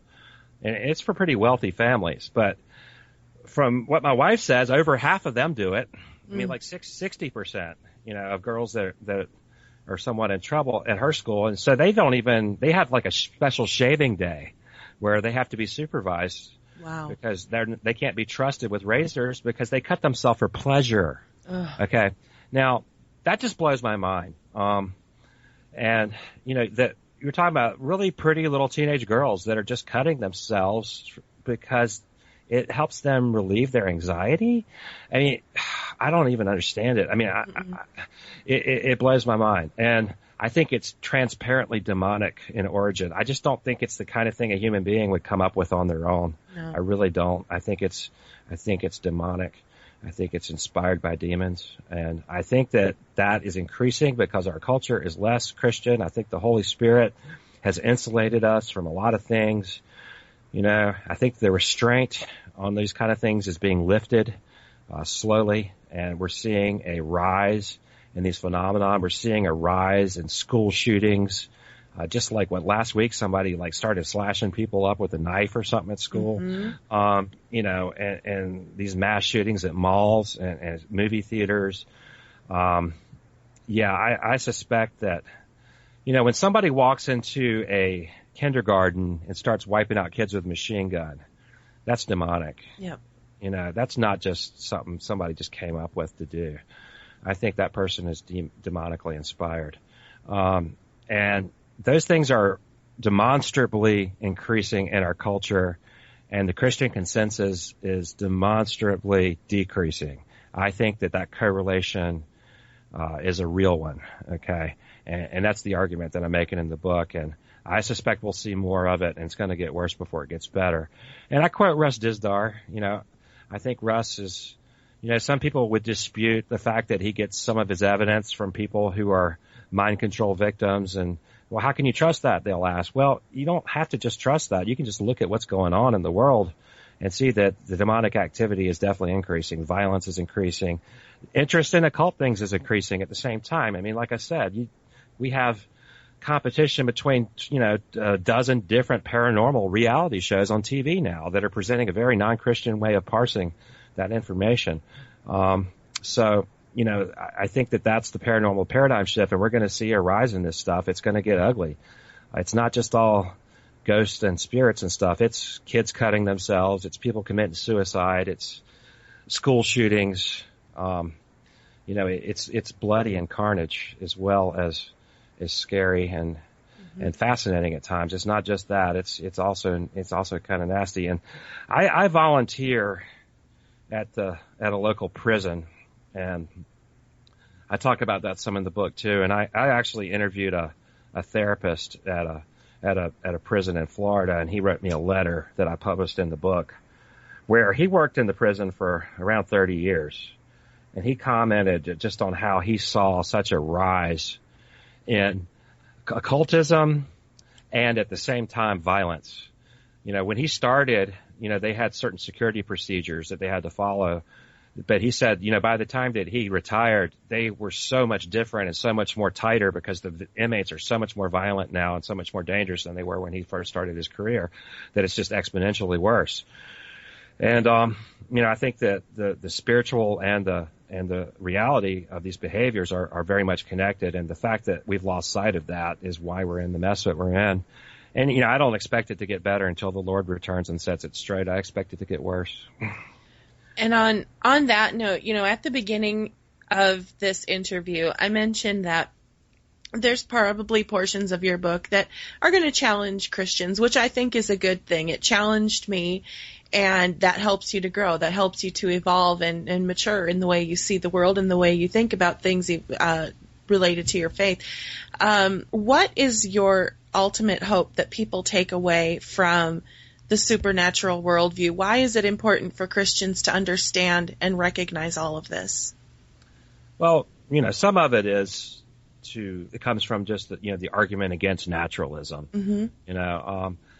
I think some of the evidence is very encouraging that we have a soul, that we really do have a spirit. We didn't really get time to talk about the near-death experience much, but there's cases that I list in the book of near-death experiences with veridical evidence, like I said, people that have all the blood drained out of their brain that describe the surgical procedure in detail, including the conversations the doctors had when there was no blood in their brain. Then they're revived. They pump the blood back in the brain. They take the paddles. They shock them back alive. And this lady's name is Pam Reynolds, and you can read about the case online. Pam Reynolds described the tools the doctors used, the conversations they had. Her body temperature was 60 degrees. All the blood was drained out of her brain, and her heart was stopped. She was on. Then they started it back up with a heart-lung machine, put the blood back in her brain, and started and revived her. And she described what went on in the operating room in such detail that the doctors, they just were dumbfounded. Her EEG was flatlined. She was dead, okay? But she was able to hear somehow and see and watch the doctors cut her skull cap off and describe the whole surgical procedure. That's this worldly data. That's not somebody going to heaven with some kind of subjective experience that we can't prove. This was verifiable. You can go interview the doctors and they go, yeah, she described what we said in the operating room. So that proves to me that that there is a spirit, that something survives your physical body. So that evidence, I think, is just overwhelmingly encouraging for the Christian worldview, because that's been our claim all along. Now, the other thing that I want people to take away, is this idea that we want to be more careful about demonizing everything. All ghosts aren't necessarily demons. Now, I certainly don't dispute the idea that demons can impersonate human beings. But there are instances that do seem to be human spirits. And now I've got some controversial material in the book about that. And some of it is speculative, but some of it is, it's all backed up with biblical arguments. And, I tell you when I'm speculating, but there's some really interesting reasons to suspect that we might have oversimplified demons. I don't think that everything that we call a demon is necessarily the same thing. I think there's more kinds of spirits interacting in the world than just one fallen angel. I think that we tend to overgeneralize. And, when you look at what systematic theology textbooks that they give you at seminary, they're very general. And, I interviewed you and Ray Boucher. Ray is a PhD Lutheran scholar and pastor who has investigated the paranormal for many years. And Ray, has some interesting takes on things, and his interview is in the book as well. And if you don't know who Ray Boucher is, he's the one, if you're familiar with Nick Redfern's book, it's about, what was that book called? It was Final Events. Final Events, yeah, where Nick Redfern is talking about the government had a think tank called the Collins Elite who thought that UFOs were demonic, and they wanted to contact somebody to help them because they had unleashed something they didn't know what they were dealing with. Well, Ray Boucher was the Lutheran pastor that they contacted because he is somebody that is known as a theologian and a paranormal investigator. And Ray's a great guy, and he's a really nice guy. And he agreed to let me interview him. So there's an interview with Ray and an interview with Natalina in the book as well. So I got a male and a female. And I wanted to interview you because you are really one of the goals of the book that you're asking me about, is that I think that as Christians, we're going to increasingly have people coming to us with the paranormal worldview, people that are coming out of this paranormal scene, ghost hunting and all this, because people like you. And that's really why I picked you, because we don't always have very good answers. We tend to overgeneralize. We tend to demonize everything. And people that have been in that world that know better don't find our answers compelling many times because they just seem kind of silly and simple. And so my goal is to make Christians think about these subjects a little more deeply and to maybe do some research. I'm not saying that I have the right answer to everything. I'm just saying that a lot of times we've given really poor answers, and we've overgeneralized, and with something that we really need to be able to communicate with. Because if we're going to fulfill the Great Commission to make disciples, and we're going to increasingly have people coming out of this scene, this paranormal scene, the occult scene, and so we really need, 1 Peter 3:15 to be ready to give an answer for the hope that's within us. And we need to understand where they're coming from. And a lot of them have had supernatural and paranormal experiences. We don't want to just dismiss those and call them nonsense. And so my goal is that it would educate the church and educate people so that they can evangelize and communicate with people like you that are coming out of the paranormal scene, because I think that's going to become the dominant scene in our as this paradigm shift intends to increase. I think we're going to see more and more of it, and so our evangelism is going to be the people that have that worldview. And I also think that, and I didn't even think of this until just now, but I had thought of it as I was reading your book. This book also would be something that personally I would recommend giving to people who are not yet Christians, but who do have that paranormal mindset. Certainly it's written from a Christian perspective, and it might make people who are not Christians go, oh gosh, you want me to read a Christian book, But I think if you would present it to someone with the challenge of, you know what, you say you're on a search for truth, just read it and see what you think. I think this book could also be good for the non-believer as well, because it does have so much evidence, but it keeps tying it back to the Christian worldview. Were you mindful of that as you wrote it too? Yeah, I think so. And because that is one of the goals. It's primarily written toward believers, but there's also, you can tell that I'm making an argument that why should you believe the Bible? I'd make an argument from prophecy, and that, there's pretty good evidence that this book really predicted the future, 1,000 years in advance, something that none of these parapsychology studies have even tried to show. What does that say? When the future is predicted hundreds of years, that's way, 3 or 4 lifetimes. Maybe that prediction is coming from someone who's eternal. Right. Yeah. So yeah, I try to make an apologetic argument that way. So I don't expect people just to accept my perspective, up front. I do try to support it and make arguments for it. And so hopefully maybe it'll have that use as well to lead some people toward the truth. I think so. I think that it's an excellent book, and it will serve multiple purposes. So for closing, tell us when this book is going to come out so we can all read it and give it to all our friends, and also how can we find you online and find more of your research and the things that you've done? Certainly.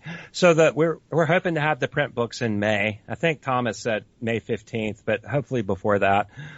It'll be at Raiders News Update will be the place to find out about it right off the bat. And my website for the book is supernaturalworldview.com. So it's just all one word put together, supernaturalworldview.com. My regular website, where I do theology and apologetics and things like that, is logosapologia.org. Now, my wife says that was a terrible name because nobody can spell it and they can't remember it. And yeah, I didn't really think about that. It's 2 Greek words, and logos is the word for word. It's also, in John 1:1 where it says, in the beginning was the Word, and the Word was God, and the words were with God. That's logos in Greek. It's also the word where logic comes from. So it's kind of a word that means reason and logic, and it also means the word. So I like it for that reason. But so it's logos, and then apologia is the Greek word for apologetics. That's where it gets defense. So logos apologia. So it's LOGOSAPOLOGIA.org. And that's my regular website. But I'll be blogging stuff from the book and the topics of this book at the supernaturalworldview.com. And then I'm on Facebook. It's just Cris Putnam. I think it's Cris D. Putnam, I think is how I did it. And I accept just about all friend requests. I don't really block anybody until they do something offensive. That happens. Yeah, I was going to say sometimes they do. They do, yeah. And they get blocked. But I accept all friend requests. And I post a lot of articles and things on Facebook, so you can keep track of all the weird things that I'm reading about that way. Yeah, it's been great to be on the show. I really enjoyed, talking to you about it, because you are one of the few people that's familiar with the material in the book, and hopefully more people will be in May. And then you're going to be flooded with all kinds of questions, so brace yourself. I think it's a really great book, and it's very necessary. I really appreciate you coming on the show to talk about this, and we'll make sure to put links to all that stuff in the show notes, and look forward to May 15th. Okay. My pleasure.